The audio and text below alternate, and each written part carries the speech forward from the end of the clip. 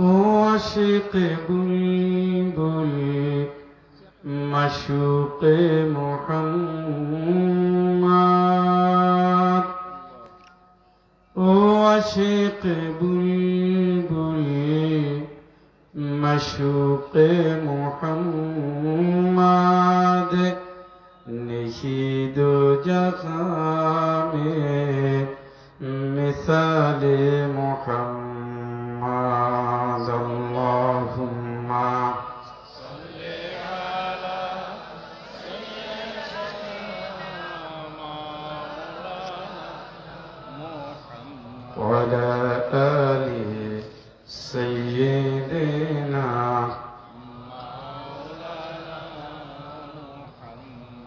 আলহামদুলিল্লাহ। বাংলাদেশের ঐতিহ্যবাহী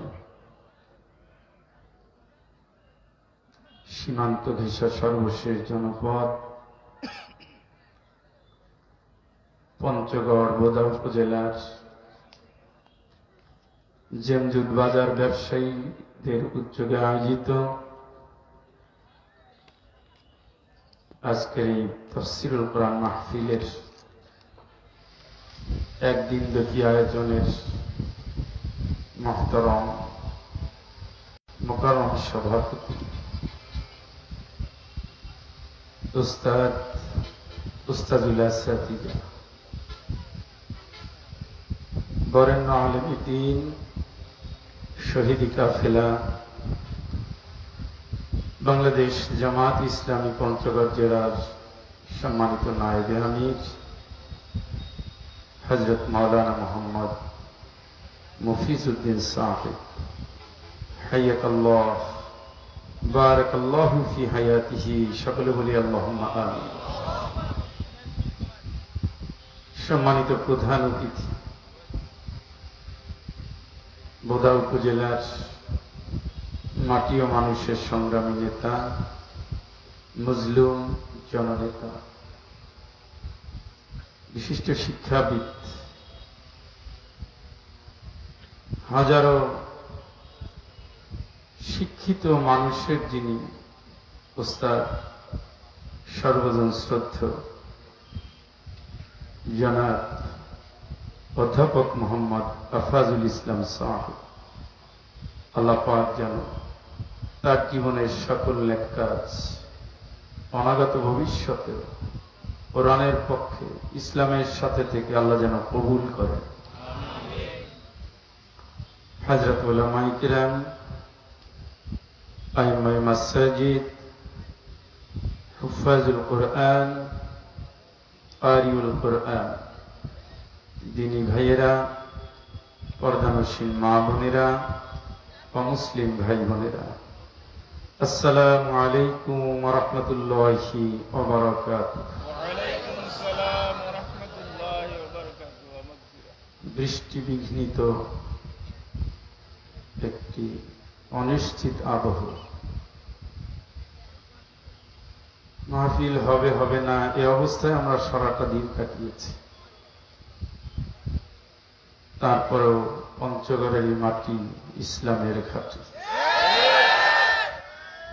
আপনারা তার প্রমাণ রেখেছেন। আল্লাহ যেন আপনাদের এই ত্যাগ, এই কোরবানি, ইসলামের প্রতি এই দুর্বার আগ্রহকে যেন আল্লাহ কবুল করে নেন। প্রিয় ভাইয়েরা, অত্যন্ত গুরুত্বপূর্ণ আলোচনা রেখেছেন হযরত মাওলানা মোহাম্মদ সৈয়দুর রহমান। আসলে যারাই এখানে আলোচনা রেখেছেন, হযরত মাওলানা মোহাম্মদ মাজহারুল ইসলাম কোরআনুল কারীমের হাফেজ, সকলে কিন্তু ওস্তাদ। এটা একটা ভালো দিক এবং সকলের ডেজিগনেশন অত্যন্ত সম্মানের। আমরা প্রাণ খুলে বলি আলহামদুলিল্লাহ। শিক্ষিত আলেমদের বক্তব্যের ভিতরে জ্ঞান পাওয়া যায়, দিক নির্দেশনা পাওয়া যায়। আলতু ফালতু আগডুম বাগডুম আজে বাজে গাল গল্প দিয়ে এরা সময় পার করে না। এই জন্য কোরআনের আলো যেখানে থাকবে আপনারা সেখানে যাবেন। ফাসআলু আহলা যিকরি ইন কুনতুম লা তা'লামুন, তোমরা যেটা জানো না, যারা জানে তাদের কাছে জিজ্ঞেস করে জেনে নাও। তো মূর্খ মানুষের কাছে তো জেনে হবে না, জ্ঞানী লাগবে। আর ওস্তাদরা সাধারণত জ্ঞানী হয়। কি হয়? একজন এমবিবিএস ডাক্তার পাশ করে 10 বছর ঘুমাচ্ছে, আর একজন প্র্যাকটিস করতেছে, দুইজনের কাছ থেকে এক সেবা পাবেন? শিক্ষকদের কাছ থেকে তরতাজা সেবা পাওয়া যায়। আমার ভাইয়েরা যে আলোচনা করেছেন, আল্লাহ জানাতে বারাকা দান করে, সকলে বলি আমিন। হেদায়েত নিয়ে যেন ঘরে ফিরতে পারি, আল্লাহ তৌফিক দান করুন, সকলে বলেন আমিন। আসুন আমরা কোরআন আল কারীমকে সামনে নিয়ে কিছু কথা বলি। ইমার্জেন্সি হলে উঠবেন, এছাড়া উঠবেন না। 1-1.5 ঘন্টা আলোচনা করব, খুব লম্বা না, প্রয়োজনীয় কথাগুলোই বলবো। অযথা আপনারাও পেরেশানিতে থাকবেন না, আমাকেও রাখবেন না। উঠাউঠি করলে আলোচনার মন নষ্ট হয়ে যায়। সকলে পড়ুন। আউযু বিল্লাহি মিনাশ শাইতানির রাজীম। বিসমিল্লাহির রাহমানির রাহিম।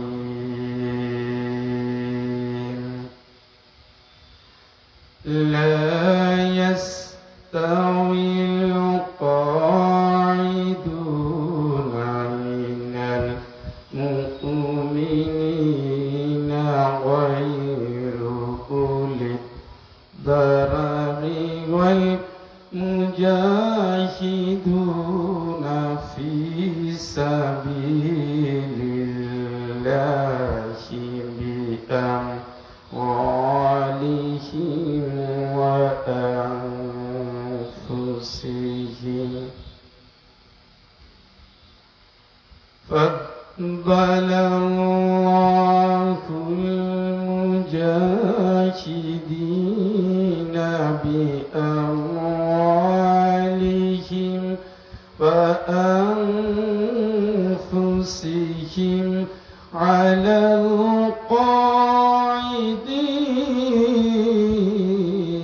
القاعدين درجة وكلا وعد الله الحسنى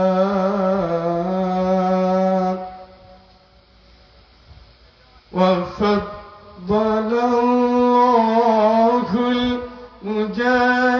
المجاهدين على القاعدين أجرا عظيما.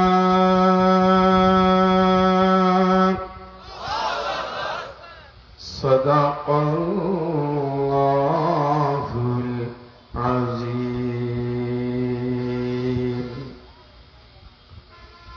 একটি আয়াত তেলাওয়াত করেছি পবিত্র কালামুল্লাহ শরীফের 4th নম্বর সূরা, সূরাতুন নিসা, মহিলাদের সূরা। কাদের? কয় নম্বর সূরা? এটা মদিনায় নাজিল হয়েছে। মদিনায় কোরআনের যে আয়াত নাজিল হয়েছে সেটা রাষ্ট্রীয় আইন। সুবহানাল্লাহ। এই আইন অনুযায়ী জগৎ চলবে, এইটাই ছিল আল্লাহর দাবি। 53 বছরে কিন্তু চলে না।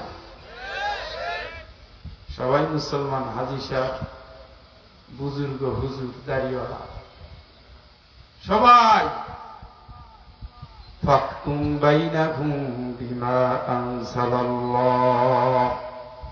জীবনের সকল কাজ একজনের হুকুমে হবে, তার নাম আল্লাহ। তো তারে কই রাখছে? যায় না। সবার হুকুম চলে, শুধু আল্লাহর হুকুম চলে না। এটা হলো নাস্তিক্যবাদী ধারণা। আস্তিক্যবাদী ধারণা হলো জন্মগতভাবে আমরা গোলাম, আমরা গোলাম হলাম একজন, তার নাম আল্লাহ। এটা এটা হলো আস্তিক্যবাদী কারণ।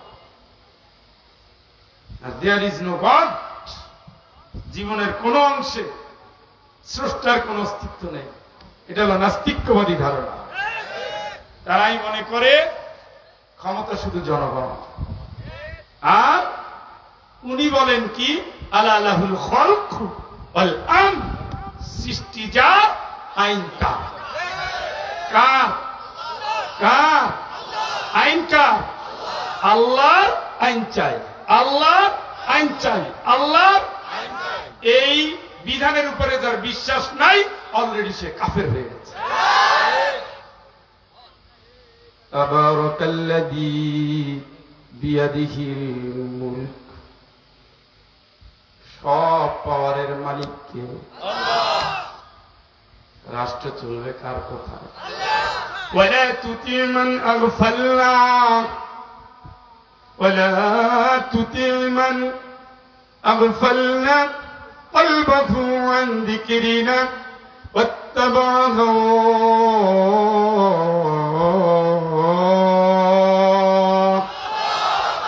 আল্লাহর কোরআন থাকার পর, আল্লাহর বিধান আসার পর কোরআন নিয়ে যারা সমাজ চালায় না, তোমরা তাদের মানবা না। কার কথা? 53 বছরে তো ভোট দেন নাই, হাজলেমি করে। কোরআনের একটা আইন বাস্তবায়ন হয়েছে দেশে, তাদেরই তো সিল মারছে।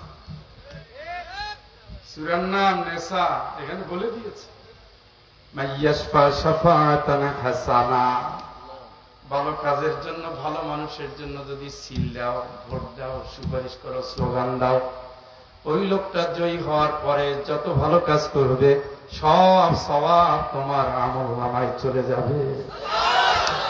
মাইয়াশফা শাফাআতান সাইয়্যা, নম্বর ছাড়া 2 নম্বর লম্পট, চরিত্রহীন, কোরআন বিরোধী, ইসলাম বিরোধী, আমার নবীর আদর্শ বিরোধী, ইসলামী আন্দোলন বিরোধী, আল্লাহর আইনের বিরোধী ফ্যাসিস্টদের যারা স্বাগত জানিয়েছে, হাত দিয়ে যত আকাম করেছে, যতগুলো ফাঁসি দিয়েছে, 24-এর মুক্তিযোদ্ধা, 1500-র উপরে দেশের নাগরিকদের যারা অন্যায় ভাবে হত্যা করেছে, হত্যার যারা সুযোগ দিয়েছ, আল্লাহর কসম এদের প্রত্যেকটা অন্যায় তোমার আমলনামায়, ঠিক না?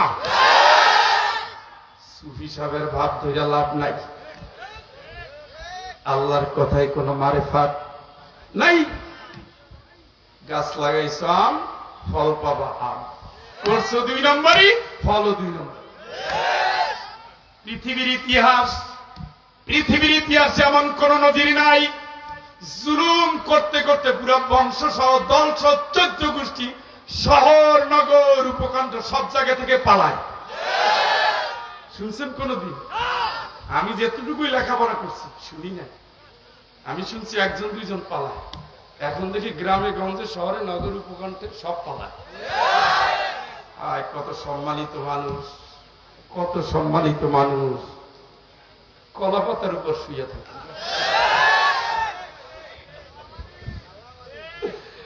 এর নাম কি? আল্লাহ। 40 আল্লাহ কয় না 24। ওমাকারু মাকরান কুব্বারা, মহা ষড়যন্ত্র করেছিল তারা। এত ষড়যন্ত্র কোন দিক দিয়ে কি হবে, কারে কোথায় নিবা, কোথায় হারাই দিবা, কোথায় চৌধুরী আলম, কোথায় ইলিয়াস আলী, কতগুলো মায়ের বুক খালি হয়ে গেছে, শূন্য বিছানায় স্ত্রী ঘুমায় না, দরজায় টোকা বললে মা খোঁজ নেয়, বাবা কলিজার টুকরা ছেলে মনে হয় আসলো। দিনকে দিন কেটে যায়, রাতকে রাত কেটে যায়, আর ইলিয়াস আলী আসে না, আর চৌধুরী আলম আসে না, আর ছাত্ররা আসে না, আর ব্যবসায়ীরা আসে না। কারে নদীতে ডুবাইয়া মারবে, কারে সংসদে আইন দিয়ে মারবে, কারে শাহবাগের চত্বরে লম্পটদের লীলায় দিয়ে মারবে, কারে ইন্ডিয়ার সহযোগিতায় মারবে, কোন আলেমের কোন টেকনিকে মারবে। কাশিমপুর কারাগার থেকে নিয়ে এসে হাসতে হাসতে যে লোকটা ঢুকেছে পিজি হাসপাতালে, সন্তানের সামনে তারে অন্যায় ভাবে মেরেছে, জানায় না।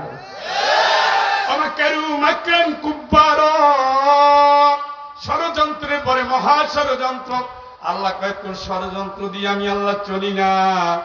আল্লাহু খায়রুল মাকিরিন, আমি আল্লাহ ষড়যন্ত্রকারীদের উত্তম জবাব দেওয়ার জন্য প্রতিহতকারী আমি আল্লাহ। সুবহানাল্লাহ। আমি শুধু একটু বাড়তে দেই, বাড়তে থাক, বার আরো বার আরো বার, বাড়তেই আছে বাড়তেই আছে। আগে মূর্তি বসাইছে এক জায়গায়, এখন পুরা দেশে। দেখে যে যা বলে তাই তো হয়। দেখছে নিশে আব্বার কি পরিণতি। আরে ভাঙছে তো ভাঙছে, ভাঙার পরে হিসুও করছে। কেন? দরকার কি? কি দরকার? কি দরকার? হাজি বিবি কি দরকার? কত চিন্তা, কত চেষ্টা, কত সম্ভাবনা, কত আশা। আল্লাহকে আমি বাড়তে দিচ্ছি, তামাশা দেখতেছি। আমি ঘুমাই না, আমি দেখি কদ্দুর গড় কদ্দুর ভাঙো। বেশি ভেঙে গেলে আমি ভেঙে দিই। সুবহানাল্লাহ। মাতা নাসরুল্লাহ। চারিদিক থেকে শুধু ক্রন্দন, আল্লাহ সাহায্য কবে আসবে, কবে আসবে, কবে আসবে। হাত্তা ইযা ইসতাইআসার রুসুল ওয়াযান্নু আন্নাহুম ক্বাদ কুযিবু। এইভাবে অতীত রাসূলদের ইতিহাস, এইভাবেই রাসূলদের ইতিহাস। জালিমরা খালি বাড়ে বাড়ে বাড়ে বাড়ে বাড়ে, সাথীরা দিশেহারা। নবীরাও কয় ঘটনা কি, আল্লাহর সাহায্য কবে আসবে। ওয়াযান্নু আন্নাহুম ক্বাদ কুযিবু।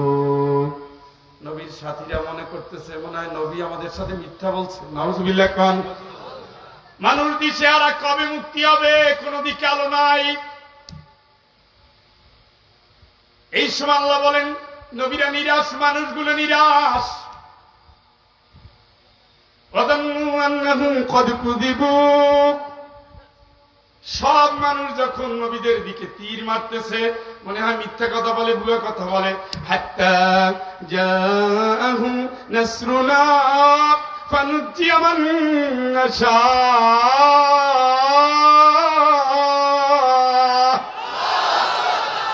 তখন আমি আল্লাহ চলে আসি, সাহায্য নিয়ে আসি, জালিমদের ধ্বংস করি, ন্যায়বানদের বাঁচাইয়া দিই। সুবহানাল্লাহ। কোন আরো জোরে আল্লাহ বাড়তে দেয়। বাড়তে বাড়তে যখন সীমা অতিক্রম করে তখন বলে আর আগাইস না, আর একটু। আল্লাহ ফেরেশতা অনেক হয়েছে, আমার হাতুড়ি নিয়ে আয়। বাল নাকদিফু বিল হাক্কি আলাল বাতিল, বাল নাকদিফু বিল হাক্কি আলাল বাতিল ফায়াদমাগুহু ফাইদা হুয়া সাহিব। এবার আল্লাহর হাতুড়ি দিয়ে জালিমদের উপরে একটা আঘাত করে, ওই আঘাতে পুরা দলবল সব পুরা দেশ ছেড়ে ভাগে। ঠিক কিনা? এর নাম কি? এর নাম কি? এর নাম মনে থাকে জানো? হতাশ হতে নাই। এটা ইতিহাস, সত্যের ইতিহাস, রাসূলদের ইতিহাস, ইমানদারের ইতিহাস। একটা দলের 11 জন মানুষকে মেরে ফেলছে। খালেদা জিয়াকে জেলে রাখছে। তারেক রহমান লন্ডনে, ফখরুল সাহেব দিক বিদিক দৌড়ায়, কয়েকদিন পর জেলে, আবার আসে আবার যায়। একটা দেশের একজন জেলে, একজন বাইরে, আর একজন যায় আসে, তাতেই দলটার কি গতি। আর আরেকটা দল প্রথম শ্রেণীর 11 জনকে শেষ করে দিয়েছে, মনে করছে ইসলাম শেষ। আসলে কি শেষ? আগুনের ফুলকিরা এসো জড়ো হই, দাবানল জ্বলবার মন্ত্রে, বজ্রের আক্রোশে আঘাত হানি, বাতিলের মন গড়াতন্ত্রে। এগুলো সব আগুনের ফুলকি, তাই না? আজকে যদি নানিরে পাওয়া যায়, উকি ঝুঁকি মারা নানিরে, কি যে হবে আল্লাহ জানে। তবে আপনাদের দাপট দেখার পরে উনি সিদ্ধান্ত চেঞ্জ করছে, উনি আর দাদা বাবুর দেশে থাকবে না। উনি খুব তাড়াতাড়ি এখান থেকে উড়াল দিবে। এই যাত্রা যেন ওনার মহাযাত্রা হয়। ওনার শ্মশানেও দেখতে চাই না, বাংলাদেশের কবরেও দেখতে চাই না। স্বৈরাচারদের রেকর্ড তাই, স্বৈরাচাররা দেশের মাটি পায় না। এর সাথে স্বৈরাচার ছিল, কিন্তু দেশ ছাড়ে না। দেশের প্রেম ছিল, দেশ ছাড়বে কাবাটা। মসজিদের বিদ্যুৎ বিলটা বাতিল, বিদ্যুৎ বিল দিতে হয় না। মাদ্রাসাগুলো কেম্পিও করছে। রাষ্ট্রধর্ম ইসলাম বানাইছে, সুতরাং দেশের অনেক মানুষ তাকে সাপোর্ট করেছে। আর এই দজ্জাল মহিলা, উনি তো নব্য যুগের লেডি ফেরাউন। ফেরাউন থাকলে দায়িত্ব তারে দিয়ে সে ঘুমাইতো। আমি পুরুষ হয়ে যা পারি না, মাশাআল্লাহ তুমি আমার চেয়ে তো কয়েক ডিগ্রি আগাইয়া তুমি যা করো ও আমি পারি না। আর শয়তানও রেস্ট নিত। আমার মনে হয় তো শয়তান কিছুদিন বাংলাদেশে ছিল না, 16 বছর অন্তত ছিল না। এই জন্য বেশি লাফাইতে নাই। শেষ বিজয় ইমানদারদের জন্য আল্লাহ ওয়াজিব করে রেখেছে। কে রেখেছে? কথা কয় না কেরে? ইব্রাহিম আলাইহিস সালামকে মারতে গেছিল না? কে গেছিল? নমরুদ। উল্টো পাল্টা করে ফেলাই না। এটা অবশ্য খুশির ঠেলায় করতেছেন। নমরুদ মারতে গেছিল। নমরুদের সামনে ইব্রাহিম আলাইহিস সালামের দাম আসেনি। ইব্রাহিম আলাইহিস সালামের অত কিছু লাগে নাই, আল্লাহ একটা মশা দিয়েই ওরা শেষ করে দিছে। মশার আবার চাইপেও ছিল না, কিন্তু ওটা আবার ল্যাংড়া। ফেরাউন মারতে গেছিল না?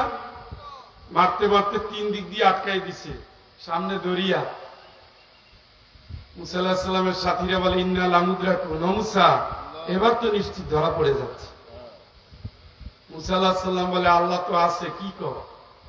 ইন্না মাইয়া রব্বি সায়াহদিন, আমার আল্লাহ এখনো আমার সাথে আছে, অবশ্যই আমার আল্লাহ আমারে পথ দেখাবে। সুবহানাল্লাহ, সুবহানাল্লাহ। কোন আরেকবার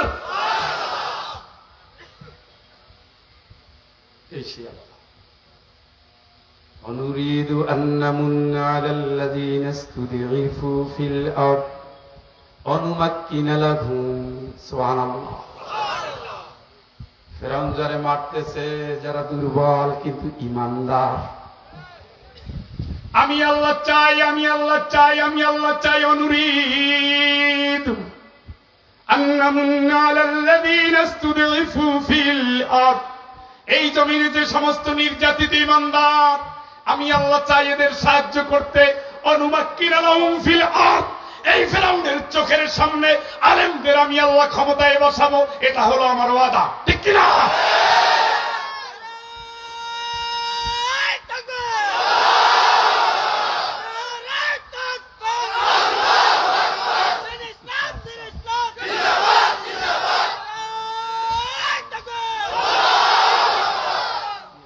আল্লাহ কোরআন বুঝতেছেন নি? ঘুমাই গেলেন নাকি? আল্লাহ কয় নবী তুমি কান্দে দেশ সারোকা, তুমি বিজয়ের জন্য যাও, এটা আমার কৌশল। সুবহানাল্লাহ। নবীজি যাচ্ছেন, সাথে আবু বকর। জন্মভূমি 53টা বছর কাটাইছে ওই জায়গায়, এত সোজা না। যায় আর কাবার দিকে তাকাইয়া কান্দে। নবী তুমি কান্দো কে? কান্দো না, তুমি আল্লাহ আছি তো,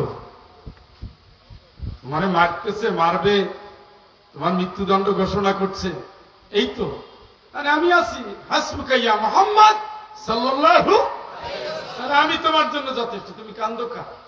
জিবরাইল আমিনকে আল্লাহ পাঠাই দিলেন, বলছেন তুমি যাও, তুমি যাইয়া আমার নবীরে বলো মুসা আলাইহিস সালামরে যারা মারতো ওরা তো ছিল জালিম, আর মুসা আলাইহিস সালাম গোলাম ছিল কার? নিজের দিকে ডাকে নাই, আমার দিকেই ডাকছে। আমি তো ওর জন্য, ও আমার জন্য। সুবহানাল্লাহ। আমি তো নিয়ত করেছি এই দুর্বল ইমানদারদেরই ক্ষমতায় বসাবো। তুমিও তো সেই দুর্বল ইমানদার। তোমার চাচায় তোমারে মারে, তোমার শ্বশুর তোমারে মারে, তোমার আত্মীয় তোমারে মারে, তোমার জন্মস্থান থেকে তোমারে তাড়াইয়া দেয়। কান্দো না, চোখের পানি মুছে ফেলো। আমি আল্লাহ আছি তো। মুসারে যেমন ক্ষমতা দিছি, তুমিও দুর্বল, তুমিও ইমানদার, তোমারও আমি আল্লাহ ক্ষমতা দেব। দিছেনি? কথা কয় না? কয় বছরের প্রেসিডেন্ট? 10 বছর।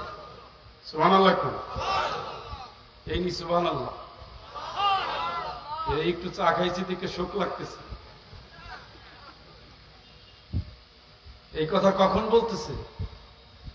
কেঁদে কেঁদে যাচ্ছে হাজুরা নামক জায়গায়, তাকাই দেখছিস কাবা শরীফ দেখা যায়। কাবা তোমার ছেড়ে যেতে মন চায় না। ইন্না আব্দুল্লাহি খায়র, এই দুনিয়া তোমার চেয়ে কোনো দামি জায়গা নাই। আমি যেতাম না, ওরা আমারে না তাড়ানো। আল্লাহকে কান্দো কে? তোমার বিজয়ের বেশে নিয়ে আসবো তো, প্রেসিডেন্ট হিসেবে নিয়ে আসবো তো, তোমার ক্ষমতা দিয়ে নিয়ে আসবো। আবিসিনিয়ায় 101 জন, আর মোহাম্মদ সাল্লাল্লাহু আলাইহি ওয়াসাল্লাম, আবু বকর 2 জন, আর মক্কায় মোটামুটি 80-90 জন। এই কথা বলার 8 বছরের মাথায় আল্লাহর রাসূল 10,000 ইমানদার নিয়ে মক্কা অবরোধ করে কাফেরদের বুকে আঘাত করে ইসলামী রাষ্ট্রের বিজয় পতাকাকে উত্তীর্ণ করেছেন। চিৎকার করবেন আল্লাহ।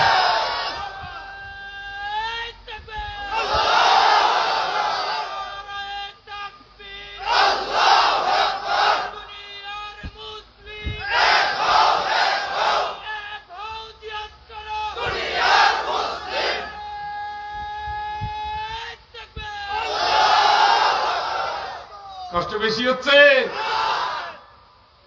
কোরআন ধারণ করবেন অন্তর দিয়া, জিকির করে হবে না। সূরার নাম কি? মদিনার সূরা, ইসলামী আইনের সূরা। মহিলাদের নামে সূরা, কারণ মহিলাদের সবাই ঠকায়। মহিলা যদি মা হয় তার পায়ের নিচে জান্নাত। সুবহানাল্লাহ। মহিলা যদি বউ হয় তার সাক্ষীর উপরে জান্নাত। কি তার? ওনার বউ যদি বলে লোকটা বাইরে যতই ভালো হোক আসলে ভালো না, জান্নাত বন্ধ। হিসাব বুঝছেন নি? পাওয়ার নাই। মহিলা যদি মেয়ে হয়, বোন হয়, মানে আদালা সালাসা বানাত আও সালাসি ইখওয়াত আও বিনতাইন আও উখতাইন فأدبهن وأحسن إليهن وزوجهن فله الجنة।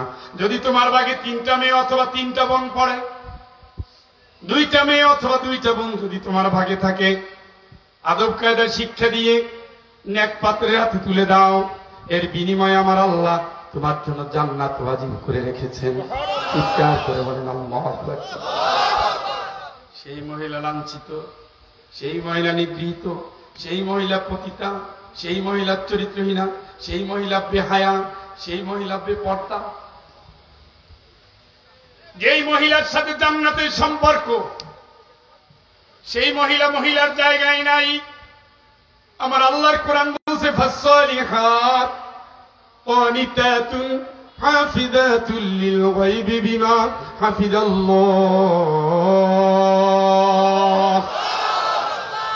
নারীরা হবে নেককার। আরে তুমি ধরলেই বরকত। আর দুনিয়া কুল্লুহা মাতা, দুনিয়ার সব হলো শান্তি, সব হলো সমৃদ্ধি, সব হলো সম্পদ। অখাইরু মাতা'id দুনিয়া আল মারআতুস সালিহা, এর ভিতরে সবচেয়ে ভালো সম্পদ যার ঘরে নেককার বউ আছে। সুবহানাল্লাহ। ফাজফুর বিজাতিদ দ্বীন তারিবাতি ইয়াদাকা। ওই ঘরে যদি দেখে শুনে নেককার বউ আনো, ঘরে আলো জ্বলবে, ঘরে বরকত আসবে, ঘরে নেক আসবে। সুবহানাল্লাহ। সেই নারীরা হবে নেককার। মাথায় কাপড় নাই, পাছায়ও কাপড় নাই, বুকেও কাপড় নাই, পিঠেও কাপড় নাই। কি হয়ে গেছে সমাজটা? ফরজে আইন, এটা আমার জন্য ফরজে আইন না, তার জন্য এই যে অলিয়াতুরিবিনা বিখুমুরিহিন্না আলা জুয়ুবিহিন্না, এইটাও ঢাকো, এইটাও ঢাকো, ফরজে আইন। এখন এই 2টা ঢাকে না। যত শিক্ষিত তত বাচ্চা। দেখবেন বেশিরভাগ শিক্ষিত মেয়েরা এই নেই, মানে ওনার কাপড়ে টান পড়ছে এসে ওনার জায়গায়। কথা কি শুনেন? আপনার সম্মান কে দিয়েছে? কে? মেয়ে হয়েছেন, জান্নাত নিয়ে আসছেন ঘরের ভিতরে, আপনি জাহান্নামে যাচ্ছেন কেন? তার অধিকার ফাত্তাকুল্লাহ ফিন নিসা, স্ত্রীর অধিকার আছে, আল্লাহর ভয় করো, স্ত্রীর মারবা না। নবীজির 11 জন স্ত্রী গালি দেওয়া তো দূরের কথা, মার দেওয়া তো দূরের কথা, একটা ধমকও দেয় না। চিন্তা। সুবহানাল্লাহ। বউ পিটান কেন? সুবহানাল্লাহ তো জোরেই কইছে। বউ পিটান কেন? সম্মান আছে তার, সন্তানের সামনে বউরে ধমক দেওয়া যাবে না, শাশুড়ির সামনে গালিগালাজ করা যাবে না। রাসূল এই হাদিস বর্ণনা করার পর দুনিয়ায় ছিলেন 80 দিন। স্ত্রীর অধিকারের ব্যাপারে ভয় করবা কারে? কথা কন না কেন? আপনি যা খাবেন বউরে তাই খাওয়াবেন, যে দামি জামা গায়ে দিবেন বউরে সেই দামি শাড়ি চুড়ি দিবেন। দেননি, চুলে জট পড়ে যায়, তেল আনার টাইম নেই।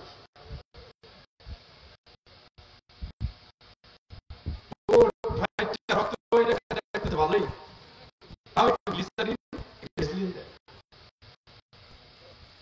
সম্মান দিবেন, সম্মান পাবেন।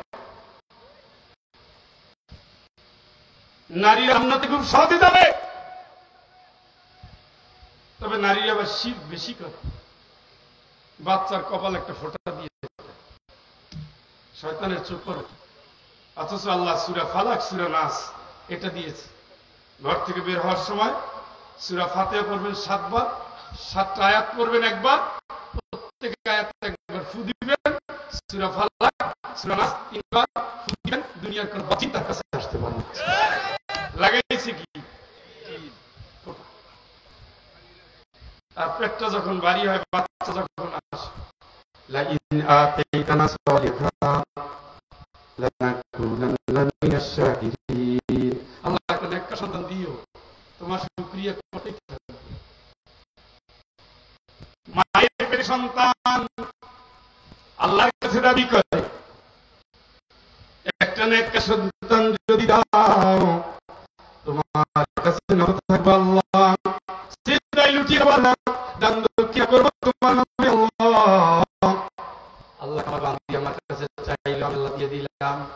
যেই আমি দিলাম ওই সন্তানটা নিয়ে তখন সে যায় হুজুরের দরবারে দিয়েছে, মানত করে গাজীর দরকার, মানত করে ভণ্ড পীরের দরবারে, মানত করে শিরকের আস্তানায় মাজারে। কথা বলেন, এইগুলো করা কবিরা? যিনি দিছেন তার নামে উৎসব হবে, খুশি হইয়া নাম রাখবেন, 7 দিনের দিন আকিকা করবেন। তারপরে ওই আল্লিমাহুল কিতাব যা আকালা, একটু বুঝবুদ্ধি হয়েছে, কোরআনের ট্রেনিং দিবেন। ওই সন্তানটা সারাটা জীবন আপনার ভালোবাসার পাত্র হিসেবে আজীবন সেবা করবে। সুবহানাল্লাহ। অর্থাৎ ইসলামী চিন্তা নিয়ে সন্তানকে বড় করবেন, কোরআনের আলো দিয়ে সন্তানকে বড় করবেন। এখন এই সমাজে আমরা যা দেখছি, বড় বড় ডাক্তার, ইঞ্জিনিয়ার, প্রফেসর, ব্যারিস্টার, কত কিসিমের বিখ্যাত বিখ্যাত মানুষ, জেনারেল শিক্ষিত, বাপ মায়েরে পাঠায় বৃদ্ধাশ্রমে। আসেনি আপনাদের এই অঞ্চলে? বৃদ্ধাশ্রমে মুসলমানের সন্তান যদি থাকে, ওই সন্তানদের জন্য জান্নাত হারাম হয়ে বসে দিয়েছে।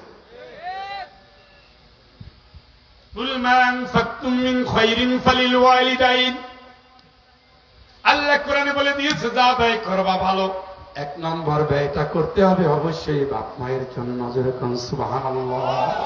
কার জন্য? মায়ের জন্য, বাপের জন্য। এটা মায়ের অধিকার 3 গুণ, 3 গুণ, 3 গুণ।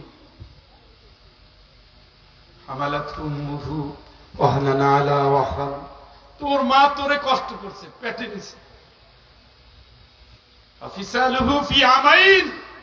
তোর মা তোরে 2টা বছর বুকে দুধ খাওয়াইছে, মা খাওয়াইছে।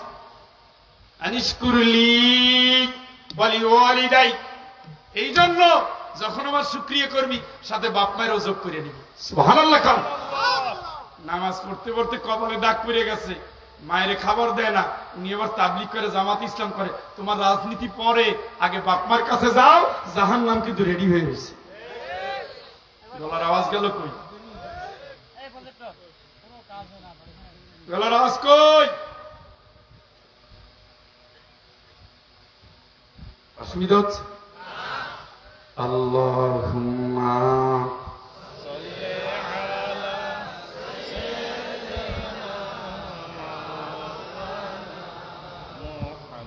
وعلى آله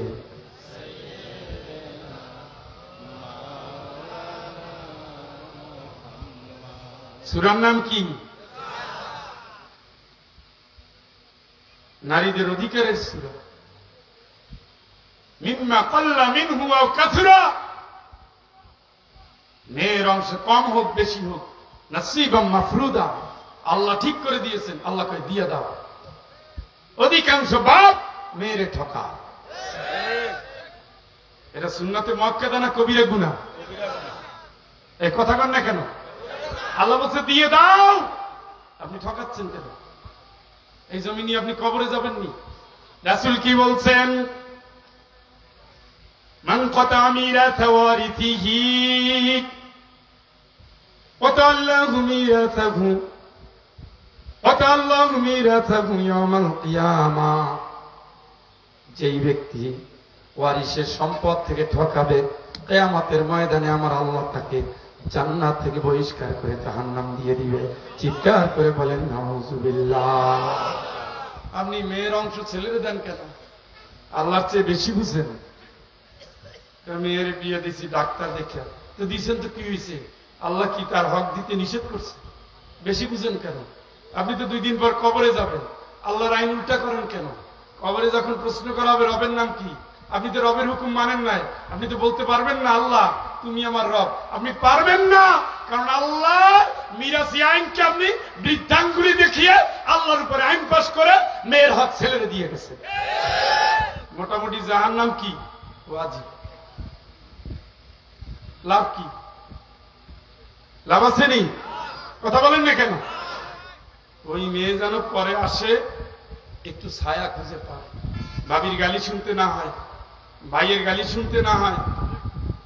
শ্বশুরবাড়ি বিপদ হবে কি হবে না আপনি তো জানেন না। আপনি তো 78 বছরে বিদায় নিছেন, এরপরে যে 70 বছর মেয়েটা বাঁচবে তার দিন সুদিন দুর্দিন কে জানে? কেউ তো জানে না। ওদিন যেন বাবার বাড়িতে একটু আশ্রয় পায়। এই জন্য আল্লাহ রাব্বুল আলামিন বলে দিয়েছেন লিযযাকারি মিসলু হাযযিল উনসায়াইন, পুরুষ যা পাবে তার অর্ধেক পাবে মেয়ে। সুবহানাল্লাহ। সেই জায়গায় আপনি আবার হাত বসান কেন? আপনি বাপ হয়েছেন দেখে দরদ লাগছে, আর তামাম দুনিয়ার সম্পদের মালিকটা আল্লাহ, আল্লাহর বাটোয়ারা করে দিছে। আল্লাহর কাজে হাত দিলে আল্লাহর কষ্ট লাগবে না? ওইটা রেজাল্টই হলো মাই। কথা কি বুঝছেন নি? তাহলে এখন থেকে নিয়মিত বোনকে ঠকাবো। কারা কারা হাত তোলেন? একজন।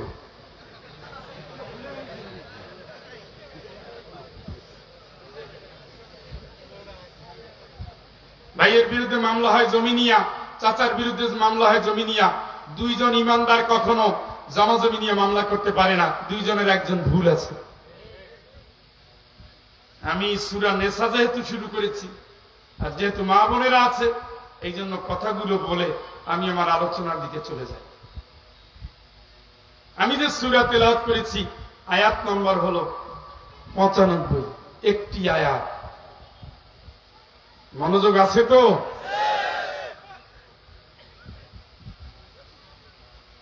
ঝড় না, তুফান না, বৃষ্টি না, খালি নড়াচড়া করে দেখেছে।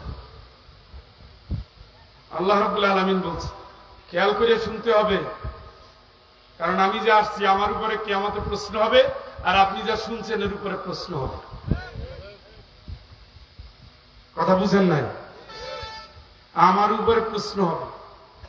আলাম ইয়াতিকুম নাযীর ক্বালু বালা قد جاءنا نذير فكذبنا وقلنا ما نزل الله من شيء إن أنتم إلا في ضلال كبير।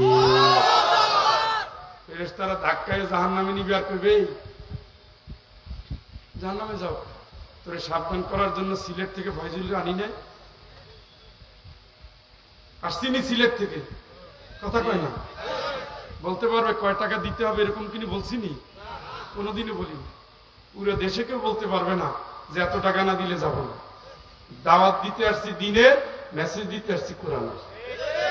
আমার গাড়ি ভাড়া না লাগলে এটাও নিতাম না। আসছিনি? কথা কয় না? কোরআনের কথা বলছি, প্রশ্ন হবে। বলছে হ্যাঁ আসছিল, বলছেও, জাহান্নামে যাও। ফাকাদ্দাব না, আমরা মনে করছিলাম মিথ্যা কথা বলে। নাউজুবিল্লাহ কোন এই মুরব্বীরা দেখেন না, সেদিন না গত বছর মাহফিল করতেছি, দাঁড়িয়ে হুজুর পাশ দিয়ে উঠতেছে, আমি কি আপনি বসেন উঠেন কেন? না আমার একটু ঝামেলা আছে, উঠি। পরে শুনলাম হজে যাওয়ার আগে সে মেয়ের সম্পত্তি তাল বাহানা করে ছেলেরে দিয়ে গেছে। এখন তো তার গা জ্বলবেই, সে তো গালি দিবেই, এই শালার হুজুরে কোন জায়গা থেকে আনছে, আমি যে একটু মাইয়ের ঠকাইছি এটা কেমনে জানবো? টালটু বালটু যাই করেন না কেন, কাফনের কাপড় সামনে। কি কন? বাংলাদেশে গড়ে প্রতিদিন কয়জন মরে? ২৫০০। কয়জন? আপনি সোনামিয়া লাইসেন্সটা পাইছেন বেশি দিন না, নাটাই কিন্তু তার হাতে। যেদিন পাঠাই দিবে এই যে ইজা বালাগাতিল হুকুম এখানে চলে আসবে। আনতুম হিনা ইদিন তানজুরুন, তাকাইয়ে দেখতে থাকবেন যে যাচ্ছে যাচ্ছে যাচ্ছে, নিয়ে গেছে, কাম শেষ, কেল্লা ফতে। এরপরে ঘটনা কি? খুবই খারাপ। পুরা দুনিয়া কাঁদলেও আযাব থেকে বাঁচান নাই। কবরের আযাব হয়, কবরের আযাব হয়, কবরের আযাব হয়। মানুষ বুঝে না, আর জিন বুঝে না, তামাম দুনিয়ার প্রত্যেকটা সৃষ্টি টের পায়। আল্লাহু আকবার। সবাই আসছে তো বাঁশবাগানে, কাছে কেউ যায় না, কি মাইন মারতেছে। এই জন্য যারা যাবেন কবর পথের যাত্রী, হিসাবটা ঠিক করে যান, হিসাবটা ঠিক করে ডাইন বাম না কইরা সোজা হইয়া তারপরে চলে। ছোট্ট একটু হায়াত নিয়ে ফুটবলের মতো লাফা, অথচ তাকাই দেখেন 70 বয়স পার হয়ে গেছে না? 70 হয়েছে নি? 62 দেখছেন নি? 60 বছর গেছে। জিজ্ঞেস করেন বিয়ের প্রথম দিন যে বউ দেখছিল তখনকার স্মৃতি সব পটপট করে বলে দিবে, মাঝখানে 40 বছর শেষ। তাইলে এই তো ওই সেদিন এই শুরু হইল, 40 বছর কোন ফাঁক দিয়ে গেছে টের পাই। এইভাবে আল্লাহ জিজ্ঞেস করবে, কামলা বিস্তুম ফিল আরদি আদাদা সিনিন, ওই কয়দিন ছিলি দুনিয়ায়? এত মাস্তানি করছো যে, কয়দিন ছিলি? বলু লাবিসনা ইয়াওমান আও বা'দা ইয়াওম, আল্লাহ একদিন মনে হয় ছিলাম না, একদিনেরও কম ছিলাম। অন্য এতে বলবে না, কয়েকটা সেকেন্ড ছিলাম। আল্লাহ, কয়েকটা সেকেন্ড, আর তাতেই পাওয়ার দেখছেন নি? পাওয়ার দেখছেন নি? পুরো দেশ খেয়ে ফেলাইছে। আগে জানতাম মানুষ চুরি করে, ডাকাতি করে, 1000 টাকা, লাখ টাকা, ব্যাংক থেকে লুট করে কোটি টাকা। এখন একজন পুলিশেরই কত হাজার কোটি টাকা, আর একজন সচিব কয় আমার লোভ নাই, মাত্র 5 কোটি টাকা দিলে খাবে। লোভ না থাকলে যদি 5 কোটি টাকা হয়, তা লোভ থাকলে আর কয় কোটি টাকা লাগতো? জীবনে তো 5 কোটি টাকা আমার পুরো বংশ গুইনে দেখে না। উনি লোভ নাই দেখে কয় টাকা? এই সমস্ত অফিসারদের প্রকাশ্যে ফাঁসি দেওয়া উচিত। জেলে আটকাইলে তো কাজ হবে না, কারণ জেলের সিস্টেমটা এখন মহা, জেলের ভিতরে যে গেছে সে তো এখন আলাদা ফুর্তিতে আছে, কারণ জেলে যার টাকা বেশি তার সুযোগ বেশি। জেলে কষ্ট ওরা বুঝবে? ওদের জাতির টাকা আদায় করার জন্য না খাওয়াইয়া মারতে মারতে সুটকি দিয়ে প্রকাশ্যে রাজ দরবারে জনতার সামনে এনে ফাঁসি দিয়ে সেটা স্যাটেলাইটের মাধ্যমে সারা পৃথিবীর মানুষকে জানিয়ে দিতে হবে, এই দেশ শহীদের রক্তের দেশ, এই দেশ নিষ্পাপ শিশুর দেশ, এই দেশে যারা দুর্নীতি করবে, বৈষম্য করবে, তাদের বেঁচে থাকার কোন অধিকার নাই।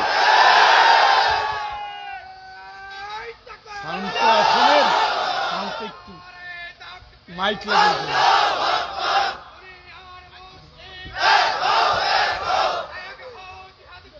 ভাইরা, যেখানে দেখবেন সেখানে ধরবেন, 10 জন 20 জন গিয়ে সেখানে ধরবেন। এই ছাত্র কারা আছে হাত তোলো তো। তোমরা ঘুমাইও না, তোমরা ঘুমাইও না। তোমরা যদি ঘুমিয়ে যাও এই দেশ আবার ধ্বংস হবে। আমি তো বলি 16 বছর যাবৎ এই দেশের বিরোধী দল যা পারে নাই, বিএনপি জামাত সহ ঐক্যজোট সহ যা পারে নাই, এই ছোট্ট ছোট্ট শিশুরা, নিষ্পাপ শিশুরা, দুধের মুখের শিশুরা এই কাজটা করে দেখিয়ে দিয়েছে। এই দেশ করার জন্য যুব শক্তি, শিশু শক্তির কোন বিকল্প নাই, ঠিক কিনা?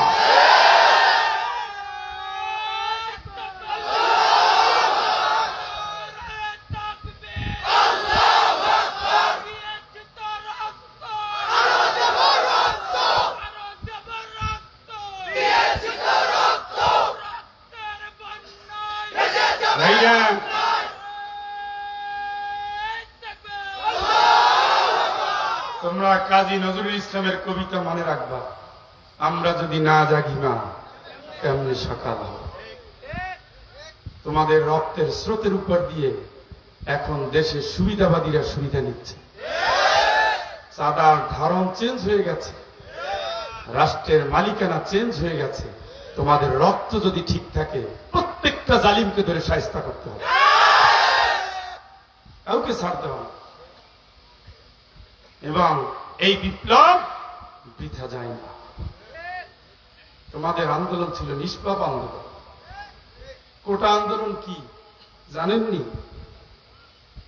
100টা সিট চাকরির জন্য। কয়টা? তার ভিতরে 96টা হলো কোটা। থাকলো কয়টা? 4টার ভিতরে মাদ্রাসা পড়া বাদ, বাপ বিএনপি করে বাদ, বাপ জামাত ইসলাম করে বাদ, বাবা মসজিদের ইমাম বাদ, মাদ্রাসা শিক্ষক বাদ, খালু চাচা নানা ফুপা 14 গোষ্ঠীর ভিতরে কোনোদিন বিএনপির ভোট দিছে ওইটাও বাদ, জামাতের সাপোর্ট করছে ওইটাও বাদ, দাঁড়িয়ে আছে সেইটাও বাদ। তাইলে কোঠা ওই 4টে থাকলো না? 4টে সব 100টাই কোঠা। তা আমার যে প্রতি বছর সারা দেশের কলেজ ইউনিভার্সিটি থেকে হাজার হাজার ছেলে বের হয়, এরা বসে কি ললিপপ খাবে? তাকে বিয়ে লাগবে না, সংসার লাগবে না, বোনের বিয়ে দেওয়া লাগবে না, বুড়া বাপের সাহায্য করা লাগবে না। কি করবে? করতে পারে না দেখেই তো মনের দুঃখে রাস্তায় নামছে। তোর কোটা তুই নে, আমার বাইরে ফিরিয়ে দে। এটা ন্যায্য দাবি ছিল। আর ওই সম্রাজ্ঞী চিন্তা করে, আমার দোষ কি? আপনার দোষ কি আপনি বুঝেন না? আসলে কি জানেন, আমার অনেকগুলো কলম আছে, অনেকগুলো টুপি আছে। তো টুপি কোনটা কোন দিক থেকে হারাই যায় আমি টের পাই না। কলম হারাই গেল টের পাই না, কারণ এত কলম কোনটা হারাইছে টের পাই না। উনি এত দোষ করছে এই জন্য কোনটা দোষ উনি খুঁজে পায় না। ওনার জীবনটাই তো দোষে ভরা। হ্যাঁ, যেই লোকটা দিনের ভোট রাতে করে সে যদি দোষ খুঁজে না পায়, যেই লোকটা দামি ইলেকশন করে গায়ে মানে না আপনি মোড়ল হয় সে যদি দোষ খুঁজে না পায়, এদেশে নিরীহ ছাত্র জনতা আলেম ওলামা শাপলা চত্বরে এক হয়েছে, সেখানে তাদের উপরে কিভাবে গুলি চালানো হয়েছে, কিভাবে AK-47 দিয়ে আমার 8 বছরের শিশু থেকে শুরু করে বৃদ্ধা নারীকে পর্যন্ত গুলি করা হয়েছে। এই ডাইনি মহিলা যদি এতে দোষ খুঁজে না পায়, ওর জীবনটাই তো দোষে আর ভুলে ভরা, ঠিক কিনা?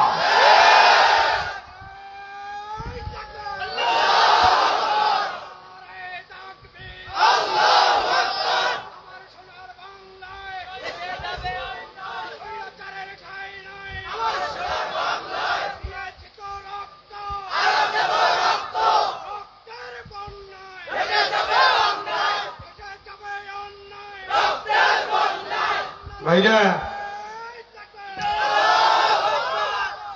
কোন সূরা জানি শুরু করছিলাম? মাশাআল্লাহ। না ঠিক আছে, ওই বিজয়ের পরে শরীর একটু গরমই থাকে। 16 বছরের ক্ষুধা 16 দিনে তো আর মিটবে না, তবে আগ্রহ থাকতে হবে। এই জমিনটা এমনিতে ছেড়ে দেওয়া যাবে না। সন্তান না কাঁদলে মায়ের দুধও দেয় না। তোমাদের কান্না তোমাদের কাঁদতে হবে। আমাদের চাকরি অনেক বছর হয়ে গেছে, আমি এখন আর ওই চিন্তা করি না। আমি চিন্তা করি ওদের কথা, যারা রক্ত দিয়েছে আসলে তারা কি পাবে। কারণ তাদের রক্তের উপর দিয়ে এখন দেখি খালি লেনদেন হচ্ছে, খালি উল্টাপাল্টা ডিগবাজি হচ্ছে।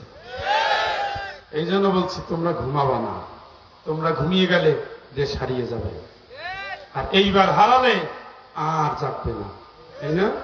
ওই যে কালো পূর্ব দিগন্তে মেঘ জমেছে বলছিল না আল্লামা, ওনার কথাগুলো কাজে লাগছে। ইঁদুরের গর্ত খুঁজে পাওয়া যাবে না, পাইছেনি? এগুলো বললে রাজনীতি হয়, আর কত বলবো, এগুলো টকবগে জীবনের কথা, বলাও যায় না, না বলেও হয় না। لا يستوي القاعدون لا يستوي القاعدون من المؤمنين غير أولي الضرر والمجاهدون في سبيل الله بأموالهم وأنفسهم। ঘরে বসে যারা আল্লাহ আল্লাহ জিকির করে, শুনতেছেন নি কি বলতেছে?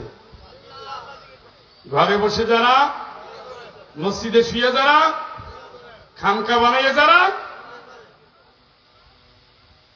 এই তিন গ্রুপের ভিতরে কেউ যদি থাকেন কান খাড়া করে শোনেন।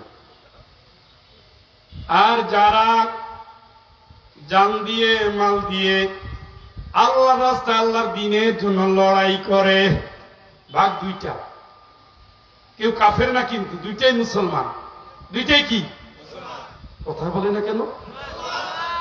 একদল খানকায়, দরবারে, দরগাহে, মসজিদে নামাজ পড়ে, রোজা রাখে, জিকির করে, প্রয়োজনে রাস্তায় নামে না, দ্বীনের জন্য লড়ে না, কোরআনের জন্য মরে না, ইসলাম গোল্লায় সমস্যা নাই, আলেমদের ফাঁসি অসুবিধা নাই, নাস্তিকেরা ক্ষমতায় সমস্যা নাই, শরীফ শরীফের কিচ্ছাও ব্যথা নাই, এদেশে কোরআনের সিলেবাস নষ্ট দুঃখ নাই, এদেশে নাস্তিকবাদী সিলেবাস আসুক অসুবিধা নাই, মানুষ বানানোর তৈরি অসুবিধা নাই।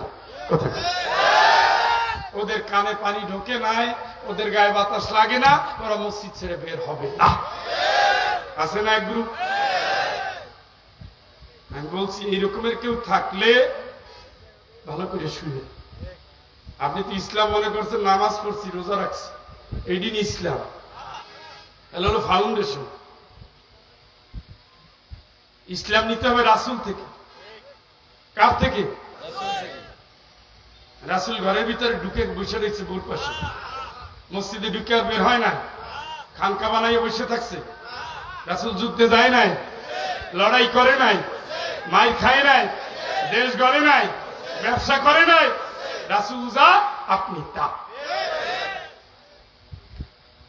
রাসূল রক্ত দিতেছে বারবার, আর উনি মোটে রাস্তায় নামবে না। পাগড়ির সাইজ দেখছেন?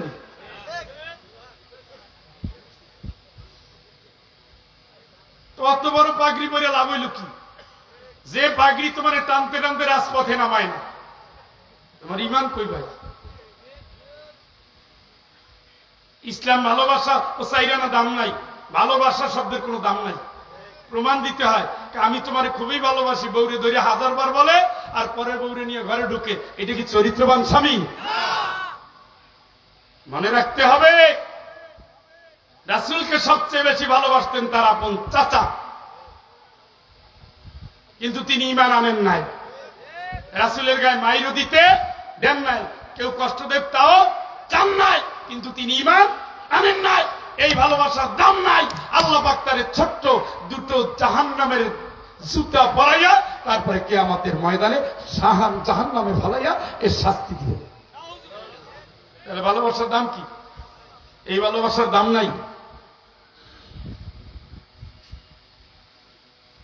রাসূলের চাচা গেছে রাসূলের কাছে, আমির হামজা, আবু জেহেল তোমারে রাগ করছে ভাতিজা, আমি আছি, কি কও? চাচা আপনি থেকে কি হবে? এই ভালোবাসার দাম আছে নি? আবু জেহেল রাগ করে কি হবে? বরঞ্চ আপনি যদি ঘোষণা দিতে লা ইলাহা ইল্লাল্লাহ, তাইলে না কাজ হইতো। সুবহানাল্লাহ কও। যা ভাতিজা, ঘোষণা দিলাম আশহাদু আল্লা ইলাহা ইল্লাল্লাহ। এই চাচা রাসূল থেকে এত ভালোবাসতেন। আর একটা চাচা, যেই রাসূল দুনিয়ায় আসার পরে তার খবর নিয়ে আসছে আবু লাহাবের কাছে, যে দাসী সে খবর দিছে, খুশির ঠেলায় দাসীরে মুক্ত করে দিয়েছে, সেই চাচাই ইসলামের সর্বপ্রথম বিরোধিতা করে নবীর গায়ে আঘাত করেছে, যার ব্যাপারে আরশে আজিম থেকে আল্লাহ আয়াত নাযিল করেছে, তাব্বাত ইয়াদা আবি লাহাবি ওয়া তাব। সুতরাং রক্ত থাকলেই জান্নাত হয় না, বংশ থাকলেই জান্নাত হয় না। জান্নাত হলো আল্লাহর ঘোষণা দেওয়ার ভিতরে, ঠিক কিনা?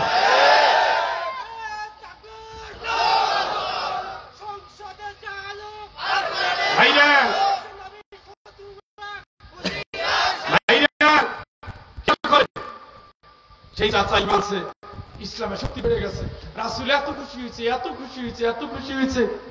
সেই চাচাকে যখন উহুদের যুদ্ধে হত্যা করা হলো, রাসূল শপথ দিলেন, আমি 100 কাফেরকে হত্যা করব। আল্লাহ নবী